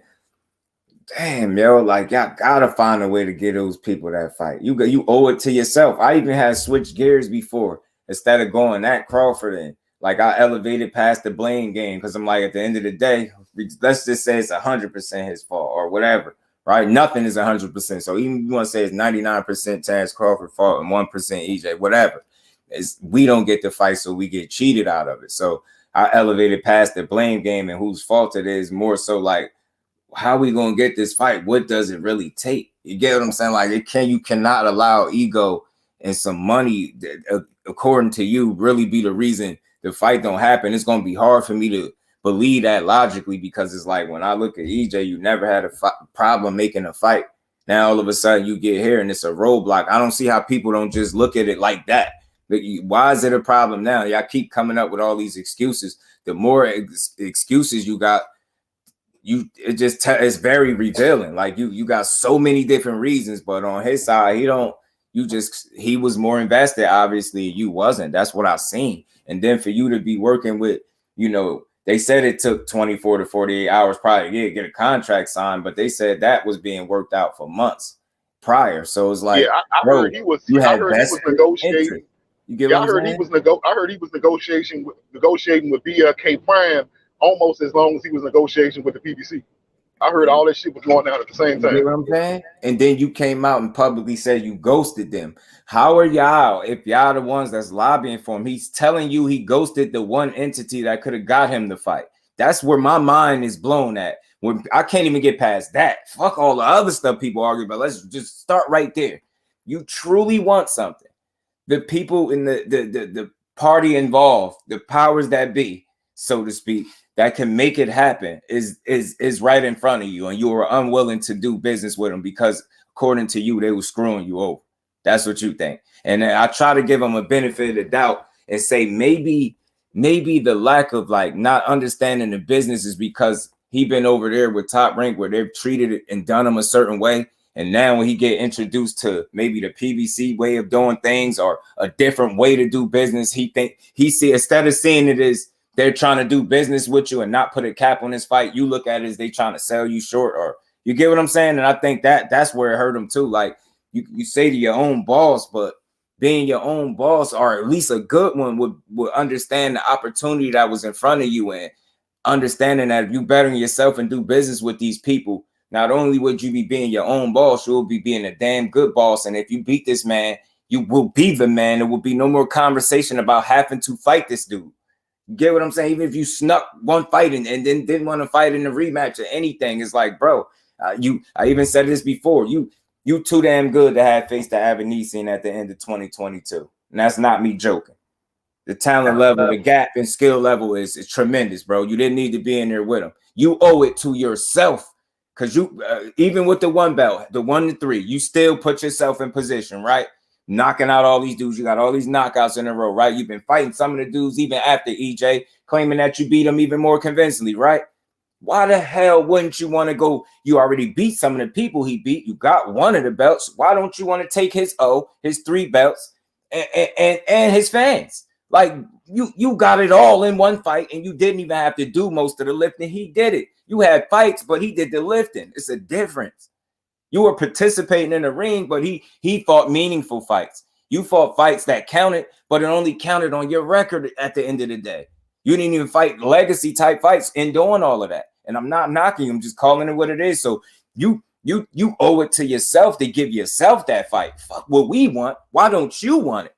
Why don't you want it? And again, you said it out your own mouth about betting on yourself, and then you contradicted that. Not even to get into all of that. I'm just past the blame game. I'm more so you owe it to yourself, bro. Your people to at least compete for all the titles in this division. You got history that you could really make, dude. That's where I'm at with it. The hell with trying to blame him and make him look like a bad businessman. We all know what it is. We know the story for those that really know what it is. But I'm past that, dude. You don't look in the mirror or look at your situation and what you accomplished and say you one fight away from creating a whole different level of legacy and history for yourself or adding to your legacy. You bogus. You owe that shit to yourself and your people. So you mean to tell me you fought 38, 39 fights just to not fight that one? You got too many fights not to give yourself that one. That's where I'm at. I'm different. Bro, Crawford, you owe yourself that fight. You owe it. You owe it to yourself. You was undisputed at 140. Here you are at 147. You knocking on the door in somebody else's division. Or everybody or a lot of people telling you this dude gonna beat your ass. And you could stop all of that by going in there, beating his ass. You're going to take his 3 belts that he collected, his and his rep. You going to put a scar on his record forever. Like he'll never be able to get that back. How don't that encourage you or influence you to want to jump right in there and smoke his ass? But you much rather have us arguing about y'all fighting and who will win than actually getting in there and show us you could beat this dude. It's not no foregone conclusion that you can't beat him. I just want to see it. I got my reasons. I feel the way I feel about the fight. I'm not going to stop liking both, supporting both fighters, but damn, bro, you really owe that shit to yourself and your family, if nothing else, bro. I ain't even counting us. At this point, it's about you, right? Because that's the way you move anyway. It's about you. You owe yourself that fight. You bugging. You cheating yourself. It ain't even about us and us getting our money's worth. As much as I talk that, bro, you cheating yourself and you cheating boxing. You cheating, man. You cheating, man. Y'all, you're telling me y'all can't find a way to make that work. I don't want to hear that shit. Especially when all we do is get gypped out of our money. Get out of here with that. And you got people out there, they don't know the business. We ain't supposed to have to understand all of that. What we supposed to know is, those 2 are the best 2 in the division and they should fight. Why do we gotta go all the way down this road? But we forced to do it because it's the posturing, the bullshit, and the politicking, the inadvertently ducking, and all this weird shit going on, the bad business moves, and just not knowing better. All that shit, we forced to have these conversations because y'all won't just give us the fight so we can have better conversations about who won and why they won. Damn, that shit be blowing me, man. That dude, if he don't know nothing else, bro, Terence Crawford, Team Crawford, y'all owe yourselves that fight against Errol Spence at 147 to see who the best. Why the hell did you participate in the division this long not to fight that dude? You gotta be shitting me, man. It ain't about ducking and hell with that. You don't want to beat that dude up. That's not the dude you want to beat up. The dude they don't want it, bro. Listen, I'm gonna tell you something. I noticed, dude. Like they don't want it, bro. I feel what you're saying, right? I feel exactly what you're saying, but you can tell they don't want it because after. Think about it. When we was building up to this fight, when we thought it was gonna happen, you had Bud's sister tweeting every day. She was going at us, y'all pussy, y'all stupid. My brother gonna do this. My brother gonna do that. You had Bo Mack saying he can't do nothing with him. Bernie the Boxer said all y'all some trolls. Errol Smith's not on his level. They was even shocked when Bud Crawford decided to fight Avenesian. They not even rocking with him no more. They were shocked because they was riding with Bud. Bud had them convinced that he was ready for Spence. But when they saw him do that 360, they stopped riding too. Yeah. Yep. And that's when you started hearing about the problems, you know what I'm saying? And I'm just like, bro, stop playing, man. Don't play yourself. If you say you don't owe the people nothing, all right, cool. You owe that shit to yourself, bro. Get in there and fight that man. How you don't want to take everything you got when everybody telling you he can beat you? You just cool with the so you cool with just the Hall of Famers saying, you'll beat him. You cool with that. That's good enough for you as validation. Won't you go get it the real way and beat him up? Beat that boy ass. You said you'll stop him in some more shit. God damn, y'all said that your trainer said he ain't nothing but a drunk. God damn, y'all don't want to fight this drunk ass dude. Man, I'm sorry. I ain't no bully. I ain't no chump. Now let me have a drunk ass dude with 3 titles in my division where I'm trying to claim pound for pound greatness. I'm going over there to beat his drunk ass. No disrespect. If that's how y'all really think about him. Get what I'm saying? Man, you owe yourself, the people, boxing, all of that shit, man. Get in there and fight. Figure that shit out. People, pay that man whatever he want, man. I don't even care what he deserves. Pay him what he wants so he can get in there. We deserve this fight. It's people that really done got cursed out over this shit. For real, man. I feel like it's out of their hands at this point. Y'all ain't got no choice no more, man. Y'all get in there and figure that shit out so y'all can prove who great. At the end of the day, y'all will go down as challenging each other and being great for that. Get y'all asses in there and fight. Both of y'all. I don't care. Get in there. I need to see it. And again, man, Earl said right off the bat he was willing to give up some things, man, to make this shit happen. And I think he did that. And the fact that you ain't give it to us, you shortchanging us, bro. Dungeon Talk with Doom. Salute, my bro. How you feeling, man? Appreciate you, man.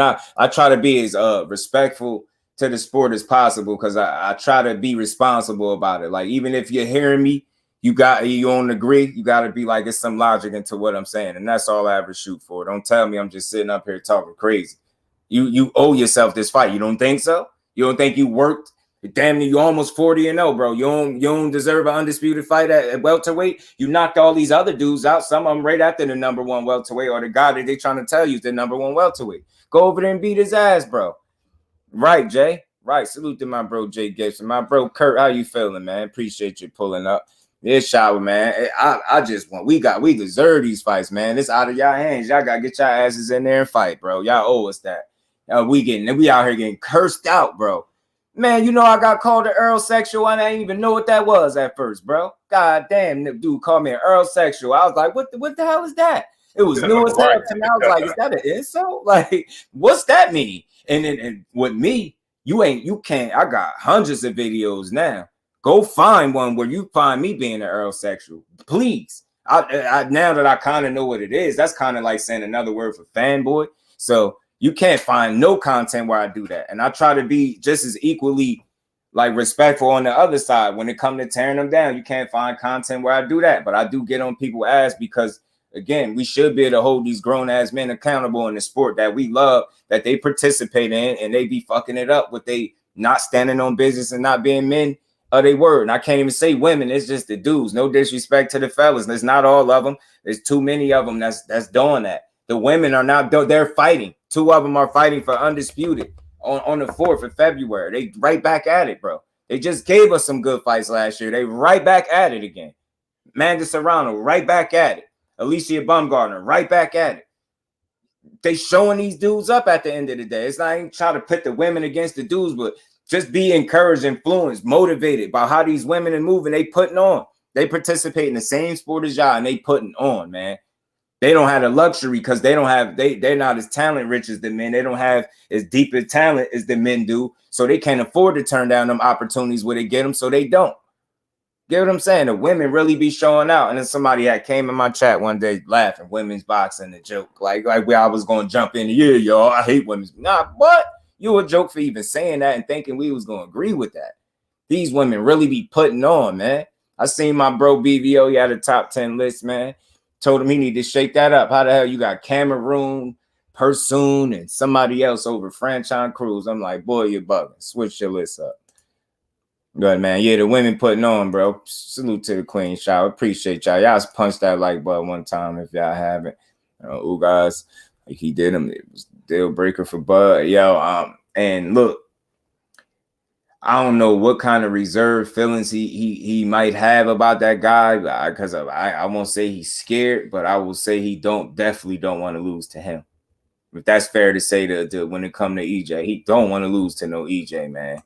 And that's unfortunate because it's not even no foregone conclusion that he'll lose. But I'm starting to feel like that's what it is more so than being scared. Because, and again, I said this, and this is just a perspective of mine. And this is respect to Team Crawford. But I feel like part of him is like, you don't want to lose because, of course, who want to lose? None of them do, right? But I feel like his will to not want to lose might be kind of prohibiting him from actually challenging himself. Maybe he don't want to a point where it's like it's a lot at stake. You know, if you lose to him, now you got to question a lot of things. You got to question how good you are as a fighter, how good you were all these years. You got to question the people that you got in your circle, the people that told you all these years, or ever since Errol Spence and Terence Crawford was the thing, these dudes patted you on your ass and tapped you on your back and told you that you could beat this dude because you're so much greater than him, you smarter than him, you got footwork, he don't got this, he ain't nothing but a drunk, all this shit. But if you get it and you was undisputed at 140, you great, and you a champions division. He really don't want, you don't even need him, bud. But you know, if you get in there and lose to that man, now you're undisputed at 140 don't mean shit. And you know why? Because you're still actively currently boxing, right?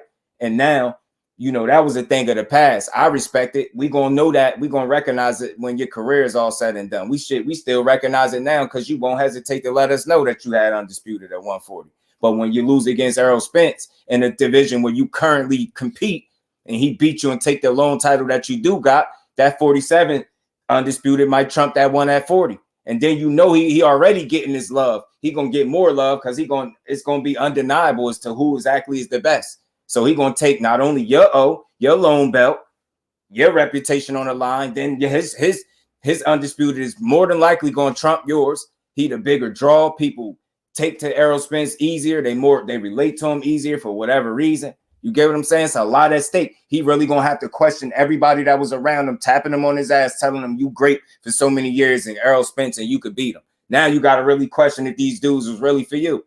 Is that something he really want to go through? And again, that's not no facts. That's just a perspective of mine that I have. It ain't nothing is one way with me, but that's just something that I think when it comes to Bud Crawford. Maybe he considered those things. You get what I'm saying? It's a lot of questions that you're going to have to answer or get answers and find answers to if you get in there with that man and he beat your ass. Starting with thinking, I wasn't as good as him all this time. Damn, my team been telling me for years I could beat this dude. Bo Mac, did you lie to me? All these Hall of Famers, was y'all lying? Was y'all just telling me this? You get what I'm saying? Was y'all just telling me this that make me feel good, or did y'all really believe it? Get what I'm saying? It's a lot of shit he might have to question, man. You know, it's different when you take that kind of ass whooping that make you question self and then the people around you. Come on, man. I'm just saying that's real. That's real, man. That's real. That's real, bro. What happened, Jeff? Facts. Appreciate y'all, bros. Y'all punched the like button one time. Hearns got stopped a few times. I will respect him because he wanted to smoke. Facts. And didn't duck nothing. And you get what I'm saying? And when people bring up that era and that time in boxing, How is that one of them? Leonard, Hagler, Hearns. Like, come on, that in that order, damn near when people Leonard, Hagler, Hearns, like that cloth, like his name is always brought up when they say that. You almost don't say one of the other two names without mentioning his too. And he gonna always have the respect because he ducked no smoke. He beat some quality ass fighters, had some great wins on his resume, and he took some losses because you're gonna lose when you fighting the absolute best. When you getting in there with people that's dogs just like you, that's biting just how you biting. Losses is part of the game, man, and you move on. I mean, it don't take away from the things that you accomplished before you lost. That's what these young fighters need to realize. Stop trying to use that O as a marketing tool. That's not going to work for everybody. Some of y'all are running yourselves into situations because y'all not doing what y'all think y'all doing Floyd, but y'all not doing it the way he did it, bro. Floyd was fucking tested. Despite him having an O, though, do not think he was not tested because he got an O. That man was tested. No, he didn't pick all his fights. That's the difference between people that's trying to market they O now and when he did it. He actually was tested. He had the skills to back up marketing that O, talking as crazy as he talked, being as flashy as he was, flamboyant, like outspoken. He was backing that shit up. He was tested. He was actually putting in the work. Some of the fighters don't even live the lifestyle of a Floyd Mayweather in terms of a clean lifestyle. So y'all trying to use the O as a marketing tool is not going to work for y'all because y'all not him. Y'all don't have the work ethic he had, for one. You don't have the skill set. And then y'all got the nerve to try to market a O use it as a marketing tool to make money when you're not even tested. Then you get in there with somebody that tests you and get your ass beat, and we see right through it. Then you just fade off and fall by the wayside. That be y'all fighters doing that to yourself because y'all got real people that rock with y'all that want to see y'all tested accordingly throughout y'all careers. So you could be more prepared for the test when it's your time. I'm tired of seeing dudes get in situations and we got to walk away from the fight feeling like they wasn't ready. You got the number of fights under your belt, but you don't have the quality number of fights under your belt that will put you in a position where you could kick somebody's ass for real. And that's what be happening. That should be damaging to the sport too. You be ruining these dudes trying to use them to make bags off them. That ruins the product because then you have situations where you got guys being put up on pedestals without having to prove shit. Then they get in there with somebody that can fight and get their ass beat. Then they fall by the wayside. It happened too much when that ain't even got to be the case. No way in hell should a man have 40 plus fights and ain't fought nobody. That's bogus. And I ain't saying like nobody like you fought bums. I don't even like using that word, but I'm talking about nobody should have over 40 fights and you ain't fought somebody at least close to your competition or at least been in a 50-50 fight, bro. You serious? You can't be serious, bro. Damn, that's what be happening with boxing. 43-0. This is the first time fighting somebody. God damn, bro. You be getting these fighters, setting them up for failure, man. Getting their asses beat up, man. Left and right. Spencer literally retired him. Spence body work with damage, buzz, energy, man. That's a fact, Dungeon Talk. You know it. Exactly. But his team thinking, I'm telling you, undercard, man, no one cared about losses because they just ran it back. Man, talk about it, Queen. You get what I'm saying? No one, man. No one, man. No one. That's a fact, man. None of these guys kept it all back then. Facts, because they always fighting each other, Kurt. And you know what? You know why nobody cared? Because we was getting the fights we wanted. Or people were getting the fights that they wanted as a whole. You get what I'm saying? Now it's like when you don't get the fights we want, we have so much time to see through this. Who's marketing we can see through this shit. And it's like we got a tendency to do away with certain fighters. It's not because you lost the O. It's how you went about trying to market that O and when you lost and how you lost. And it's like we start looking at you as you was fluffed the whole time. Instead of challenging yourself accordingly, you got put in favorable situations by your promoter in fights that you were constantly supposed to win, never being put in no 50-50 fights, never being properly challenged. And you go get your ass beat.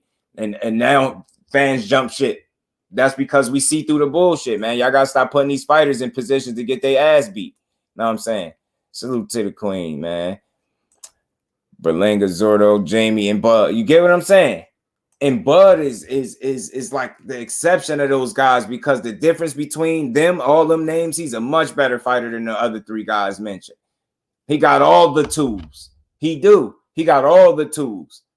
That's the most confusing part about not challenging yourself or not figuring out a way as a whole to give us that fight that you deserve, bro. Not only do the fans deserve it for being supporters of yours for so long and being supporters of the sport and Errol Spence for so long, but you owe it to yourself to get that fight. The fans deserve it. You deserve it. Your family deserve it. Spence deserved that fight. His family deserve it. His fans deserve it. Get what I'm saying? Get what I'm saying? You came to 147 and became, a champion, but you just came like a certified, belt holder. Even though you defended that belt, you have an opportunity you just can't let slip by, bro. It'd be an injustice to the sport of boxing, man, as a whole, bro. That'd be sad for the sport if we don't get that, y'all. It'd be sad.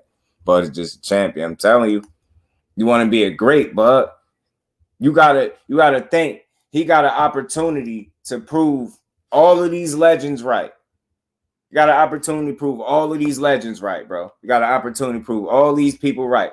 You got an opportunity to prove your family right, your sister right, the fanboys of you, your true supporters of yours.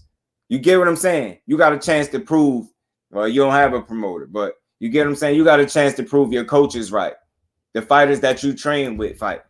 You got a chance to prove all these dudes that backed you for years and all these dudes that been backing you and supporting you to beat Errol Spence. You got a chance to prove all of those people right, your family included, coaches, close ones, your entire circle. Most importantly, Bud Crawford, you got an opportunity to prove to yourself that you everything you said you was and then some.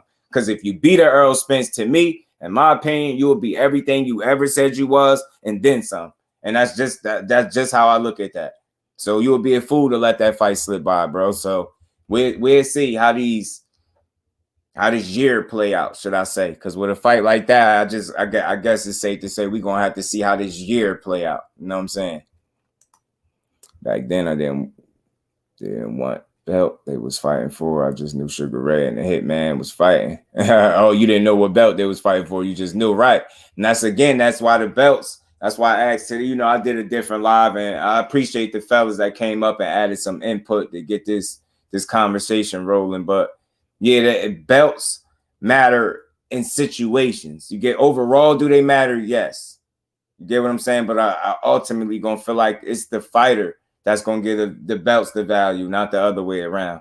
You get what I'm saying? And the fact that they have so many belts in boxing, it makes it hard for people to follow it. Secondary titles, major titles, European title. This is so many titles, man. But at the end of the day, belts do serve a purpose. It gives a fighter an extra initiative. They're fighting for something. You get what I'm saying? It's just like the equivalence of the Super Bowl in football or the NBA championship in basketball. You get what I'm saying? The World Series in baseball. You get what I'm saying? So I get it. It serves a purpose, but as supporters of the sport, we shouldn't get too caught up in belts. Like, we respect them when it's a real champion holding them belts. You get what I'm saying? But don't put too much stock into them because, like I said, just as an example of how a situation or a fight where belts wouldn't matter is Deontay Wilder and Anthony Joshua. Would it really matter if it was a belt on the line if they fought? Would that change the fact that you would want to see that fight if it had a belt on the line or not? If it didn't have a belt on the line, people would still tune in. Maybe even more people might tune in if it had a belt attached to it. But overall, that fight would still do well despite having a belt on the line or not. And again, the belt would just be icing on the cake, y'all. The belt would just be icing on the cake. Need to go back and talk to Crawford, just doing pump his head up, right? Let that man know that he can do it, man. He could do it if he just put his mind to it. You dig? He could just put his mind to it. It'd be all good. It'd be all good. JY, salute, bro. Appreciate you in the Cash App, my bro, man. I don't know if you're still here. I just happened to see it. Much appreciation to you, bro. But yeah, man, that's why I was at, Mike, because again, I know I'm one of one. Just like I know a lot of these fighters are one of ones. I think I'm one of one in terms of a content creator. The way I try to have my conversations in, I want to include the people and let everybody know, man, it's not no real right, wrong answers a lot of time in boxing, especially when we giving our perspectives and opinions. Now it's a time and place to include the facts, but a lot of times, a lot of the things we speak so heavily and we be so passionate about, some people be emotional. I be passionate. That's the difference. You know what I'm saying? But a lot of this stuff be our opinions and perspectives. There's no right or wrong answer. That's why I came up here and asked people like, did the belts matter? And what I noticed we was able to do as a family, as a whole, we was all able to give different reasons why they do matter and situations where they don't matter. You get what I'm saying? In certain situations where belts are overrated, you get what I'm saying? And as a whole, we probably all feel like it's too many belts in boxing, but I do feel like they serve its purpose. And if I'm going to say belts don't matter, I'm going to add context to it, because that's a loaded statement. And you can't just say that, because that's diminishing all the fighters that accomplished what they accomplished in terms of being champions and snatching up them belts. You get what I'm saying? So that would be very, I don't know. It'd be like a slight to everybody that's ever worked and put themselves in position to be a champion. There is value in that. But again, not all champions are created equal. Not all champions are the same. You get what I'm saying? We all know that. For example, we got people like, they try to call Devinhaney the email champion after Tank said it. Cool. I have no issue with Tank saying that. I have an issue with fans pushing it. We got to understand the difference between shit talking and stuff that we should be pushing. That's Tank talking shit to another fighter that can actually get in the ring with him and do something about it. He can talk to him like that. We can't talk to him like that. We can't get in there and beat his ass. You get what I'm saying? I can understand Tank taking that shot at him, but that don't mean I got to push it. I can laugh at it and treat it as entertainment. But the problem is when because we so invested in the fighter, we try to push that narrative. Nah, he's not an email champion. It was funny when he said it. Shit, they said Tank got a Mickey Mouse belt. That shit is entertainment. It's funny. It's not to be taken personal. It's funny. They talking shit to each other, man. But I guarantee you it's a level of mutual respect there. And that's all I care about. That I do know. They can talk how they want to talk. They both know they're threat and danger to each other. Respectfully, either way it goes. You get what I'm saying? So I expect them to talk a certain way to each other, but we can't push those things. Get what I'm saying? Like, we know Dev would have fought whoever it took for him to fight to get that belt when he got it. How he got it and who he fought when he got it is not his fault. He only did what he was supposed to do. And then not only did he win that belt, he defended it several times over. Whereas if any time, like I said earlier, if he'd have slipped up along the way and lost, then they would have definitely been calling the guy that beat Devinhaney the WBC champion. They wouldn't have been calling him no damn email champion. And again, we kind of give those narratives more legs than what they deserve. You get what I'm saying? Let Tank talk his shit to him. We get it. We can discuss it, but we ain't got to jack what Tank is saying unless that's really what you thought. If that wasn't your initial train of thought, then don't push it. If you recognize him as a champion before Tank ever said that, don't start pushing that shit once he say it. That don't make you no less than no fan of Tank because you don't agree with that. Just like I don't agree with the notion to say he's not paying his bills, because both of y'all would be getting paid and y'all have enough money to pay each other's bills if you really wanted to. At the end of the day, I hope they're able to come to some type of terms that understand that this is a fight that needs to happen for boxing, and in terms of them proving that they're great, and they'll make a bag together and they'll be better than our enemies at the end of the day. They ain't never did nothing to each other where they ain't no coming back from. Email champion, Mickey Mouse belt, I cracked you, I'll box you. Big deal, bro. That's competition. I expect them to talk that way about each other, but we got to know as fans what's shit talking and what's worth being pushed. No narratives, no false narratives are worth being pushed. He's not an email champion. Tank don't even got a Mickey Mouse belt. Get what I'm saying? I ain't jacking it either way.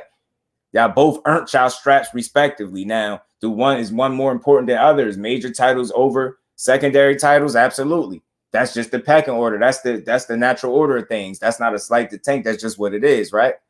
So again, man, I know how to have the conversations that people steer away from because they stressful. I remove the stress out of these conversations by including the people, letting y'all voices be heard and understanding. And we all in here understanding that nothing is one way in this boxing shit. You get what I'm saying? There's more ways to see a situation than just one.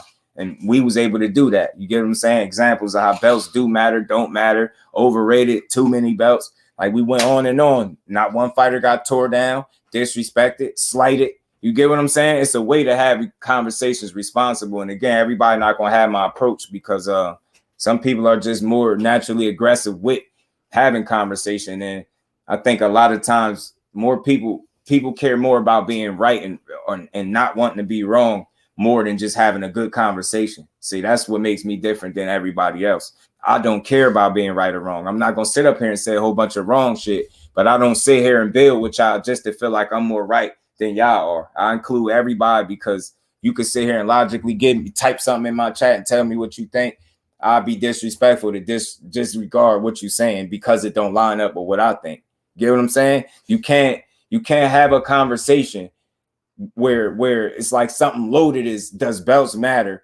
and you can't set the tone and set the table and then don't leave room for the conversation. You got to leave room for a difference of opinion, or else your conversation ain't going to go far. And it's going to be more arguing. It's going to be a counterproductive conversation than rather one that can move boxing forward. You get what I'm saying? So that's what shit. That's the shit that make me different. That I do know. Belts do matter for sure. Fact. Especially to the fighters, I was more or less saying we had the best fight and the best. Yeah, we all on the same page. We know how to put context to it if we do say belts don't matter. In certain situations, they don't. And like the most recent one I was using was Wilder and AJ. If they fought, belt or no belt, that fight would matter. You get what I'm saying? So in certain situations, like, devinhaney had the belts matter. Yeah, that's a part of history. We represent all the boxing. We support all the boxing. We're going to support that young king accomplishment. Shit, I even support and recognize Tank accomplishment with a secondary title. You get what I'm saying? So it just is what it is. I'm just trying to have different conversations than the average person, man. Whether it's 10 people, 20 people, 30 people, 40 people, we going to rock the same way, man. Appreciate you, bro. Yeah, I'm glad you see that, because I'm always shooting to show people that you can have conversations without being biased. And I don't think I've ever been, because I don't shoot down what nobody else thinks and tell you wrong. You notice I never tell people that. I'd be like, I hear you. That I want to hear what you think. If it's different than mine, I definitely want to hear it, because it's something else to add to the people that's listening. It's not, you don't want to make selfish content or have selfish conversations. You include the people that matter. I'm going to ask y'all to listen to me and then tell y'all don't matter when y'all say something that don't line up with me. But at the same time, I elevate my level of conversation and I don't disagree with people. I feel like that, for me, this individually, disagreeing to me at this age, that I'm 36, is childish. At this point, it's childish. It's nothing nobody think and say really puts me in a situation where I really want to disagree with them. It's you got to elevate the level of conversation, because once you say I disagree, dungeon talk. When you say that, you say belts matter. Say if I was saying belts don't matter. Now you say they matter for sure. Now I say I disagree with you. Now instead of me and the other 18 people in here, or the other 17 people having a conversation, it's me and you going back and forth with each other, when nobody else is included in the conversation. You get what I'm saying? That's what people do. It's pretty weird, bro. I appreciate you recognizing that I ain't biased, because I shoot for that.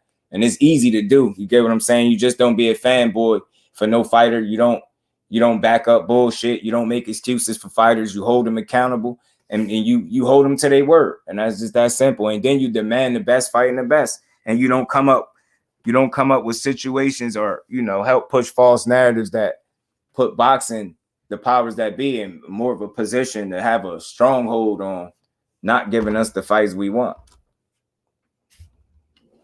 So that's where I'm at with it, man.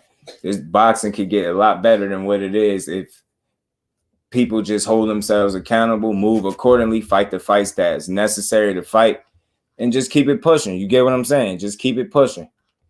Just keep it pushing. At the end of the day, we're not telling nobody, do something that ain't never been done. You get what I'm saying? We just asking for fighters to stand on business, man.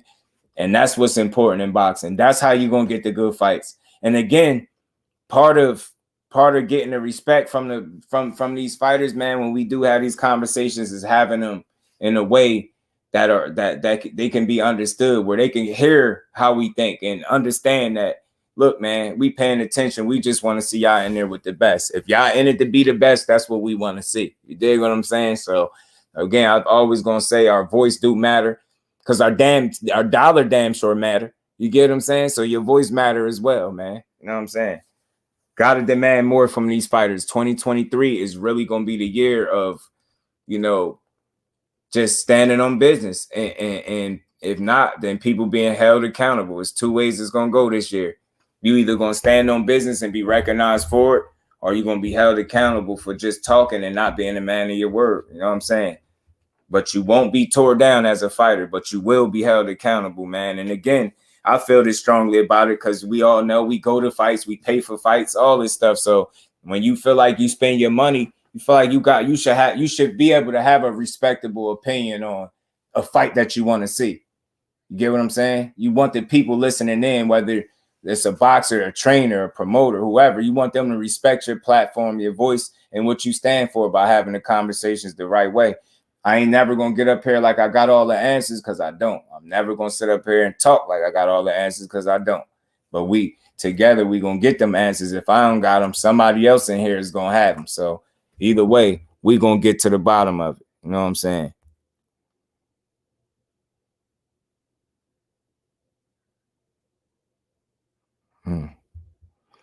More Terence Crawford talk, whatever, bro.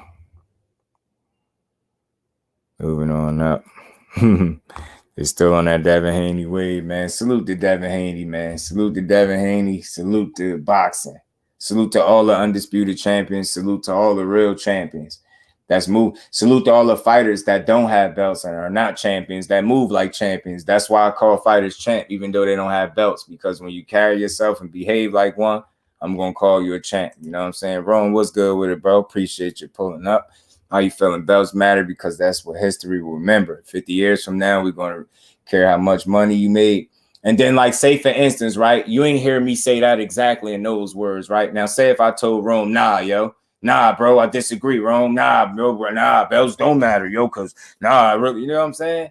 Like, nah, that shit makes sense to me, bro. People are going to remember that. They're going to remember who the champions are. You get what I'm saying? Because it's the significance that I think the quality fighters back in the day have given the belt. I think that's why the belt has the significance. Because I think, if follow me for a second, back in the day, we got all the fights. I'll say even before I was watching boxing, right? Everybody, the consensus is everybody was fighting everybody and rematching, running it back and all of that, right? So people got more of what they wanted. So if you get more of what you want in terms of fights, more than likely those champions are going to be quality champions. So they're going to give those belts its significant value. So over a period of time, you get what I'm saying? I think when boxing kind of transitioned and became more about just money and dollars, you get what I'm saying? It kind of hurt the sport. It kind of hurt the product that they put out there, because people became more, concerned with just making the money than putting the best possible product in the ring each time out. So, and part of getting the money is being a good matchmaker and putting your guy in winnable fights and kind of trying to market that you see people market. You get what I'm saying? And I think and then on top of that, they added so many belts. It kind of diluted things over a period of time. You get what I'm saying? Over a period of time, belts, it just became more belts. And it seems as if they have less and less validity and credibility. And it's not because the fighters aren't good. It's because I feel like the less we're getting the fights we're supposed to get, that leaves more opportunity for belt holders to come in and snatch one of them belts. You get what I'm trying to say? Instead of an actual true champion that's going to win that belt, defend it successfully, or defend it a few times before somebody else get it up off them. Nowadays, you got so much marketing and everybody chasing that bag and that dollar, and you can't knock them. When you participate in a sport that you can't play, you don't knock them. But you just want them to really be in it for more than just money. If that's the only thing they're in it for, then it's a lot of fights we're going to continue to not get, because they're not in it solely to be the best fighter possible. They're in there to make their money. Now, with some that understand what being the best fighter possible and challenging yourself is going to come with that money, so they want to challenge themselves accordingly, and you have fighters that truly want to be the best. But some, if they see that it's a way that they could kind of cheat the game, they're willing to do it. And unfortunately, that hurts the product that's being put out into the ring. You get what I'm saying? That's why you're seeing guys see deaths happening more often. You see these crazy ass mismatches and things happening that shouldn't be happening. That all that stuff happens when we're not getting fights that we're supposed to get from a week to week or month to month situation. That leaves room for everything else in between. Remember, I told you about the domino effect. It's not just when it comes to Bud Crawford and Spence. When we don't get fights we're supposed to get, it trickles down in other divisions, man, and it continues. And what does it do? It leaves room for us to get what? A lot of the shit we don't want. And that's exactly what be going on. So nowadays, unfortunately, it's so much about the bag that people just unwilling to test themselves accordingly when they should. And as a result, and then they short-sighted. They see that they can get this money, protect the O for a while, get the bag, but it's like they almost not considering what happens when you kind of run out of that and you forced to fight somebody. Now you get beat up. Now that bag ain't the same no more. You get what I'm saying? Nah, no doubt, Rome. I appreciate you stopping through, man. You know, you can always catch a play. I think we had a good, deep, dope conversation today about this, man. I ain't getting in the ring, no problem calling them champion facts. You know what I'm saying? You know what I'm saying? Oh, man. Calling champ on him, man. I'm calling champ, man. It's all good, Rome, man. You know how we do. Everybody trying to be Mayweather by putting in Mayweather work. And just to go over a little bit what I was saying with that, Rome, is the difference in why Mayweather marketing his O worked and the reason that anybody else that's marketing their O don't work. First of all, it don't work because dudes don't even be honest with themselves. When have you ever heard a dude that said they protecting the O? When have you ever heard it? Show me one time in life you ever heard somebody say, yo, I ain't, or I'm protecting the O. I never heard that. You always hear them say, I ain't protecting the O. You get what I'm saying? Keith Thurman used to say, I got an O and I ain't afraid to let it go. But I believed him. He moved the court, well, except when it was time for Spence, but that's another story. But nobody ever admitted to protecting the O. They always say I ain't protecting my O, but they're a damn lie. They moving different. And again, it worked for Mayweather. Marketing the O worked for him because he lived a clean fighter lifestyle inside and outside the ring. You already know that. His work ethic was unmatched. He actually had the pedigree already, came from a fighting family. He actually was tested, well tested. You get what I'm saying? Before he started picking the fights that he was picking. And it's too many people that only know him for picking the fights. They don't know that this dude really was battle tested. That's why him marketing the O was able to work, because he put in overwork, extra work. You know what I'm saying? He overworked. You get what I'm saying? To a certain degree. Like, the dude was one of the, if not the hardest worker currently in his generation of boxing. He was more dedicated than anything you ever seen. Like that's his Floyd was an anomaly in terms of discipline and staying committed to the sport. No bad living, eating bad, and blowing up in weight, and drugs and alcohol. Like, that just wasn't part of his life. So he was able to dedicate 100% of himself to the sport. So he was able to get the absolute most out of himself because of that. And again, that's why marketing the O worked for him. There's too many people that's missing too many of those variables. You get what I'm saying?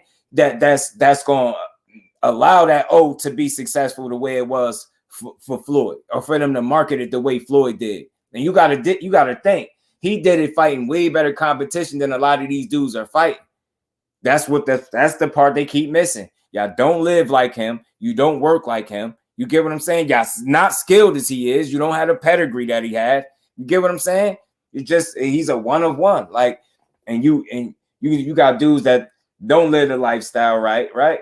But they're trying to market the O.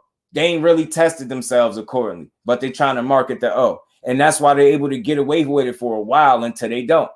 What got done to Gilberto Ramirez, I would be pissed off if I was him, bro. You really in it to be great, and you guarantee if I was to get Gilberto up here right now and ask him, is he in this sport to be great? His answer would be yes. Guarantee, short answer would be C. You know what I'm saying? RP, salute, fam. Appreciate you pulling up. How you feeling? That's one thing about Floyd. Love it, hate him. Gotta respect him. The work ethic was unmatched. Discipline, unmatched.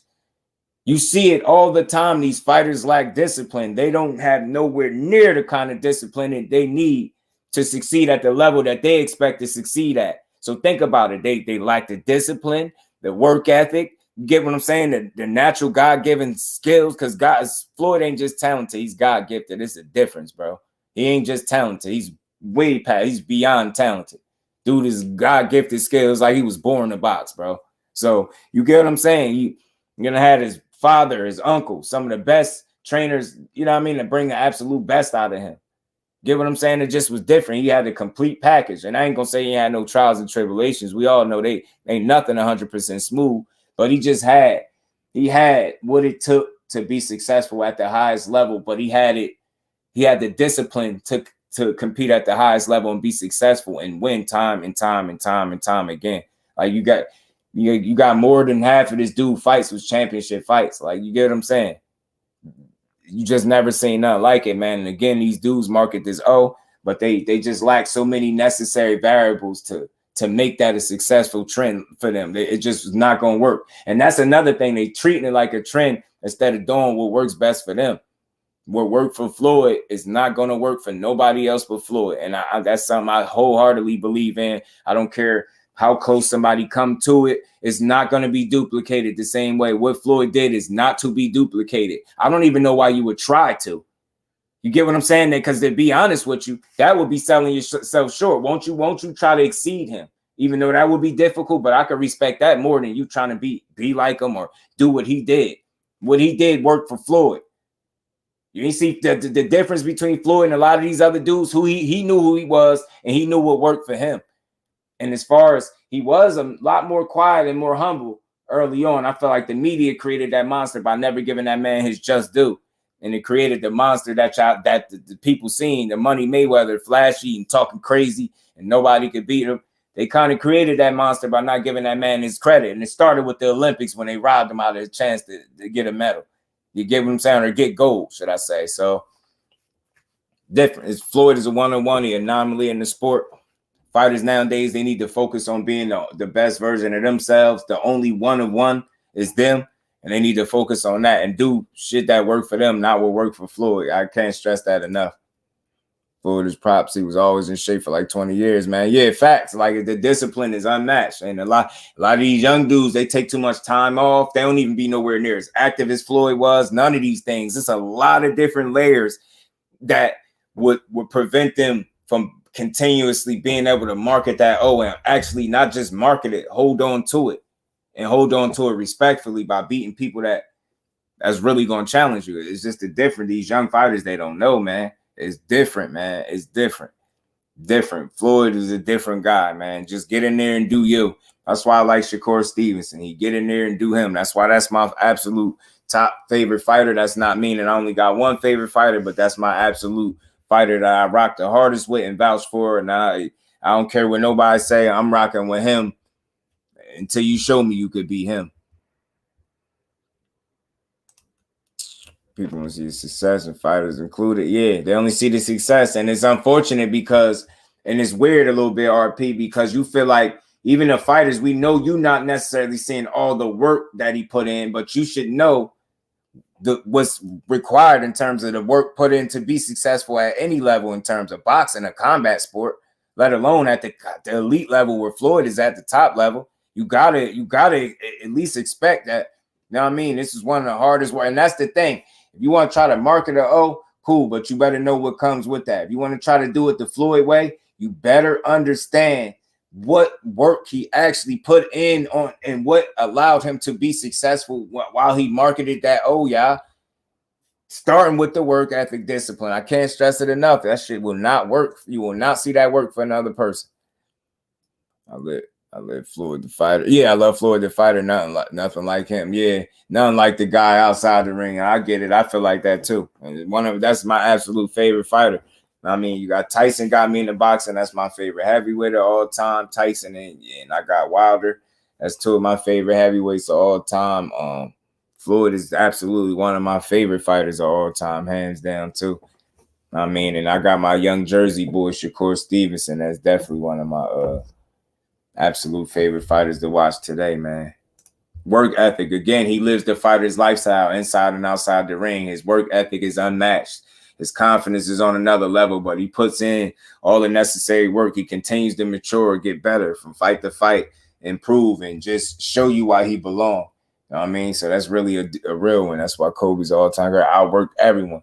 And people don't even know, RP, you know, you having a crazy grind and work ethic, you cannot be as good at something as somebody, right? But if your work ethic and grind can match theirs or outdo them, not saying you're trying to compete with any one individual, but if you can match the grind or exceed the grind of a super successful person, you too then could be successful. I truly believe that putting in enough of the work, even if you're not as good at something as somebody else, could put you in a position to be successful simply because you didn't quit. And every day you didn't quit means you did something about it and you tried to put yourself in a better situation than the day before, whether that's with basketball as your profession or anything in life that you're doing. If it's content, you know what I mean? What I'm doing. Like for me, I aim to try to have better and better conversations each and every time out. So that's what my focus be at. Know what I mean? And putting in that work, staying consistent, being here, treating it like days off, trying to put in work 7 days a week, stuff like that. You love Evander. Evander was a real one, man. He pissed me off because I used to hate him when I was young, him and Lennox Lewis, because they both beat Tyson. I was pissed. You couldn't tell me nothing. I was like, man, I don't like his big head ass, and I don't like Lennox Lewis with his damn dreads. Predator. I used to be mad as hell. Like, you couldn't tell me nothing, bro. I hated Lennox and Evander when I was young. They beat my boy. Like, man, hell with y'all. Y'all couldn't do it with the gloves off. That's how you know you mad, when you start wishing that he could fight him fisticuffs. You like, I know he should be able to get him if he fight a street fighter's ass, Mike. Man, I was hot when he lost to Holyfield and he got stopped by Lennox, bro. I was sick, man. Like, man, this ain't how it's supposed to be, man. Get that nigga, get him, man. Bite Lennox too, man. Nah. Man, respecting Mike Tyson, man. He going through another situation. Somebody apparently made some allegation on him again from back in the 90s or something. They bogus. They need to lay off Mike, man. That man chilling. He out here making edibles. Got his own weed strain. Y'all don't leave Mike alone, man. Mike be chilling, man. Yo, Queen, I was pissed off. You knocked Mike out. I ain't like you for mad long. Like, when I grew up, though, when I started really, really watching and understanding boxing more, I knew how good Evander was. And Evander Holyfield was a dog, and Lennox Lewis was a beast. He beat everybody that beat him. He got 2 losses on his resume. He avenged both losses. One of the losses, he probably wouldn't even suffer from Hussein Rahman if he wasn't playing. He wouldn't have got caught, but he got caught. All right, with your channel, I'm new to your channel already. I respect your hustle. Yeah, RP, I got it. I can't stop, bro. I got a little bit over a year in, and I think we doing decently, man. We could be doing better, but we gonna get there. Trust me, man. We gonna get there. Because I pay attention to a lot of content, man. Trust me, I watch a lot of stuff. I observe, like, you know what I mean? I observe a lot, and these conversations I have, I feel like they on the money. And I think as the channel grows, the audience will grow. And we'll really start having even better conversations, man. The more we grow, the more we gonna get there. I got some more interviews and stuff that I need to work on too. So salute to everybody in the building, man. We had a pretty good conversation about these belts and things like that. And just the quality of the product matters that they put out. You get what I'm saying? Not so much the belts itself. Because if they're taking care of the quality of the product that they putting in the ring each and every time, it's safe to say when those fighters, being that they're groomed correctly in terms of being challenged accordingly and acclimating to, the challenges and being tested thoroughly throughout their careers, you get what I'm saying? Then naturally that leaves us in a position that when those guys do get belts and they do have titles, now we have quality champions holding those titles. We don't just have belt holders. You get what I'm saying? And I feel like the more quality the fighter, the more significant the belt is for me. That's just me. You get what I'm saying? You really showed just like for example, I was saying earlier, Devin Haney, he won the WBC strap, defended it several times over. That made him a true legit champion, not a belt holder. Then he beat Kambosos for the rest of the belts, right? Then he went back again and defended the belts. That makes him a legit true champion in the sport of boxing. And he gonna always be that to me. You know what I'm saying? And I'm always recognize him for that as long as he is that. Even when once a champion, always a champion at the end of the day. He gonna always, his name is etched in history. He's only 24 years old. He's gonna continue to be great. He got a lot of career in front of him right now, and he's just scratching the surface. So I know the job ain't done. I know he got a lot more work to put in. I know he's gonna put in that work. He got the right team around him. He got a real support system in his pops, and everybody involved in his immediate circle, and he's gonna continue to do well because he's in boxing for the right reasons. I truly believe he is. I believe he's in boxing to try to be great. And there's nothing wrong with that. And, people are not going to like every fight that you have. They're not going to care for every opponent that you beat up. But at the end of the day, you just keep being great. You keep knocking them down. You keep taking care of the things you can control by how you continue to prepare, how you continue to get up and challenge yourself and win these fights. So that I think that's something about Devin Haney that makes him special too, is his mentality. Like listening to him on BFTB, think he understands what's in front of him, where he's at. I think he even understands that fighters are not scared of him. Maybe they're not in a rush. To his opinion, I can respect that train of thought. He feel like they maybe not be in a rush to fight him, and I can understand why he would say that. You get what I'm saying? So, I respect his mentality. You know what I'm saying? Where he where his head is at for the most part. None of these fighters are perfect. They all human. They all flawed. A lot of the talking that comes from that camp is not necessarily coming from him. He does do his share of talking when he does decide to talk, but it's not a lot. You get what I'm saying? So I have no hate at all for Devin Haney, Bill Haney.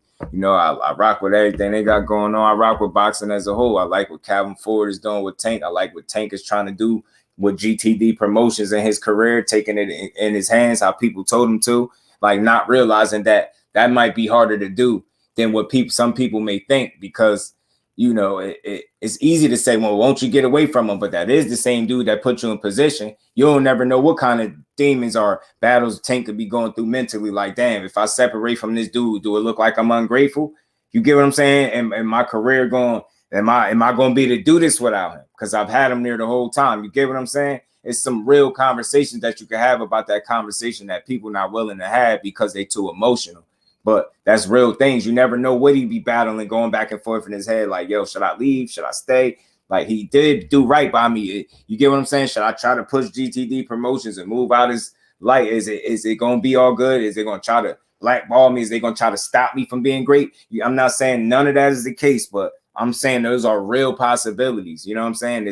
Things are not as easy as we make them seem. And that's why I try to, even though I can't be a fighter and get in the ring and fight like them, I try to put myself in their shoes in terms of situations and how they could possibly be for you. You get what I'm saying? Like, trust me, man, this is something, especially if he continue to be successful, which I think he will, because as long as he got a Calvin Ford truly in his corner with the Coach Kenny and them guys that really care about him, I think he's going to be successful. But, man, I'm going to really tip my hat to this dude. Like, moving away out of Mayweather Promotions and a shadow, can't be nothing that was easy, man. People, I don't think they highlight how difficult of a transition that could have potentially been for a fighter that's been with that guy his entire career. And I don't think people give him enough credit for doing it. And you got to think, is it anybody else that came out of Mayweather Promotions was their own man doing their thing? He has several different fighters. I mean, look at Richardson Hitchens. I'm not saying no slight to him. I love him. I watch him any day of the week, and he got a fight coming up. You get what I'm saying? I rock with Richardson Hitchens, but you get what I'm saying? Look at him. Look at Tank. It's different.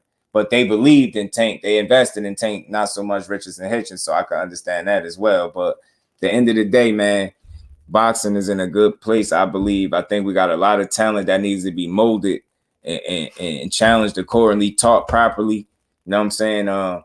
These fighters need to understand who their core fan support system is and the fan base, and really connect, start reaching back to the people that spend hours on end getting cursed out, speaking on behalf of their asses, because we, you know, truly support what they doing and the sport that they participate in, that we rock with. Streaming my first time on the channel, and the time zone was crazy. Rocking the whole card. Facts, bro. Facts. Top 10s fight each other with the UFC. Yeah, man. Like straight up. 10 knocks, 8 down, excited. Facts. But I got you. Facts. And again, that's a true point. RP, he owes nothing to him, but just think, it kind of put yourself in his shoes. Somebody that done so much for you, you might feel like you owe him something a little bit. You might kind of be a prisoner of your loyalty to a sense. You know what I'm saying? By default, just because he's done so much, he got you in there, got you, like, you get what I'm saying? And that's just little battles that he could have been going through in his head. Like, damn, is it going to look like I'm being funny? Am I going to look ungrateful? Like, you get what I'm saying? Are the people going to embrace and accept me pushing GTD Promotions and being my own boss? You get what I'm saying? It's just different conversations I be trying to have, because I think that's real. Like, it's easy to critique him and say what he should do. It's very easy to do that. But it's different to really try to put yourself in somebody's shoes and really see where they're coming from and what they're going through. And I think the more that we even make attempt to do that, the deeper the conversation will go. I think the perspectives will vary more when we try to put ourselves in the shoes of the fighter. You get what I'm saying? And that's where I'm at with it. So we could have been going through that little battle in his head, just like, damn, am I being disloyal if I leave him? Or is it just like, is he going to understand that I'm just trying to take the training wheels off and be my own boss? Like, is he going to understand that? Is he going to embrace it? Is he going to support it? You get what I'm saying? And so far, what do we got? We got, you're not really speaking on his fights. You ain't congratulating him on none. It's like you almost won't even speak about him, and salute to Leonard Earlby for showing up to his fight and still being supportive of Tank. Salute to you for being a real one and really showing that you rock with the dude. Not saying Floyd don't, but he just got a different way of showing it. And look, some of the things that he could have thought in his head, some of the things I mentioned that could have been potential, little things he going back and forth in his head is kind of playing out now. But you got to be strong. Think about how strong mentally you got to be to like continue to be great each and every time out. Put it all on the line each and every time out. Despite who you fight, you getting the best version of that person. You get what I'm saying? Because they're trying to beat you because they're getting the best version of you. They want to take everything you got. So once they signed the contract, miss me with all that, they scared shit. Was Hector fighting like he was scared? Absolutely not. So they gunning for that man. He got a bullseye on his back with or without the belts. He has a target on his back because they know beating him comes with a lot. Notoriety, recognition, money. You get what I'm saying? Superstardom. Like your life could change beating the Tank Davis. Shit, your life could change surviving and not getting knocked out by Tank Davis. So it's crazy. It goes a long way, but if they ain't moving, how you want to move, it's time to go. And of course, RP, and that's where, they can make the separation and just, break away respectfully, because at the end of the day, it's Tank's legacy and paper. Right. And you expect that the man that's gotten them there will understand that and be in support of it, not sour. I'm not saying he is, but we can't tell that he's exactly happy for him. And you get what I'm saying? I think that shit is weak. You should be able to support him, big him up, post about his fight, say something about his fight, not show that you salty about the situation and you just come off like you salty because you won't even speak about the kid. All this before he was so great, he was this and that. Was he only so great as long as he was making you money and under your banner? Now he's want to be himself, push GTD promotions. Is he any longer great? Is he still that dangerous fighter that you always thought he was? Because you damn sure don't speak of it. And I ain't saying you're supposed to speak on it, but boxing a shitty game anyway, man. It just seemed like that relationship, was that really love or was that really a business arrangement? Was it cool as long as you was like under my banner, like I said, making money and knocking people out? Knocking the people out I'll put in front of you. See what I'm saying? So I think it's dope what Tank is doing now. I give him a lot of credit for it. I'm just not the toughest critic as everybody else, but I'm still thorough with my shit. I don't find joy and pleasure in being overly critical when it comes to these fighters and how they move and some of the situations that they endure on their way. All this shit ain't easy, man. It ain't easy as they make it look. You get what I'm saying? Just like shit, doing content every single day ain't as easy as people make it look. You get what I'm saying? I think Tank would be as big right now without Floyd. Floyd is a good front man. Right, Mike. Right. Great launching pad for him. TBS, the boxing section. What's good, Kyle? Appreciate you sliding through, bro. How you feeling? I'm thinking so, bro, because I went to the last one, and the fact that it's right there again at the Prudential Center, that's not too far from me. Brody, I think I am going to that one. I think I'm prepared for it. That's in my birthday month. I'm gonna try to make sure I be prepared to go there because I got to see it. Any opportunity to see him fight again, I got to, man. Because the last time I seen him fight, in the building, man, I enjoyed that entire card, bro. And they all put on. Everybody put on. Keyshawn put on. He beat some ass. Shakur beat some ass. They all beat some ass. Don't think be there. Nah, I'm with you. I'm with you. Facts, bro. I'm going to be there, matter of fact. I am. I'm going to be there. I'm going to make sure I go because I got to. I got to show up and show out for my boy, man. Any opportunity to see my Jersey fellow, you know what I mean? My young boy scalp somebody. I got to see it. Yes, I got to see it, man. We going to be, man, I'm definitely popping up. We going to be there, man. It ain't too far, man. I see the date. We're going to be on point for it. Facts. Matter of fact, facts. Yeah, I'm going to make sure, matter of fact. Other promoters the same way. Once a fighter leave a certain company, shit on them, cut some slack for Floyd. Sadly, it's the way of business. Yeah. And it's like, you know why? I wish it was different for him because he actually was a great fighter with a ton of success. And it would be so dope to see him embrace Tank's willingness to try to, go outside of him and be great. You get what I'm saying? It would be so, think about how dope that'd be because how great he was as a fighter if he was just as a promoter, embrace the hell out of him, big him up, still support him the same way because it was deeper than boxing with them. You would think. So it's like, whatever. But, unfortunately, that ain't the case. And you're right. It is a way of the business, man. So, I mean, we could just hope to be optimistic and hope that, those dudes one day see eye to eye and come, still have some type of friendship because that's weak. I always feel like you spend that many years being a mentor, like a guide, a promoter, somebody, bro. you got to be deeper than boxing. But we'll see. But, man, I appreciate y'all all pulling up, man. This went well. This went longer than I thought, man. I appreciate the 10 of y'all that's still hanging in there with me, man. Y'all punch that like button if y'all haven't. I think we had us a hell of a conversation today about these undisputed champions, these belts. They matter. They overrated or not. I think we hit all cylinders, man. We did solid, man. It's about to be 9 o'clock, so that means we definitely did have us a hell of a conversation today, man. So I appreciate all y'all in the building. Man, I don't know if I'm going to be back before the night out. Maybe not, but I might try to slip in and do an early stream tomorrow so I could do a double up, do the Friday night stream that I've been trying to do.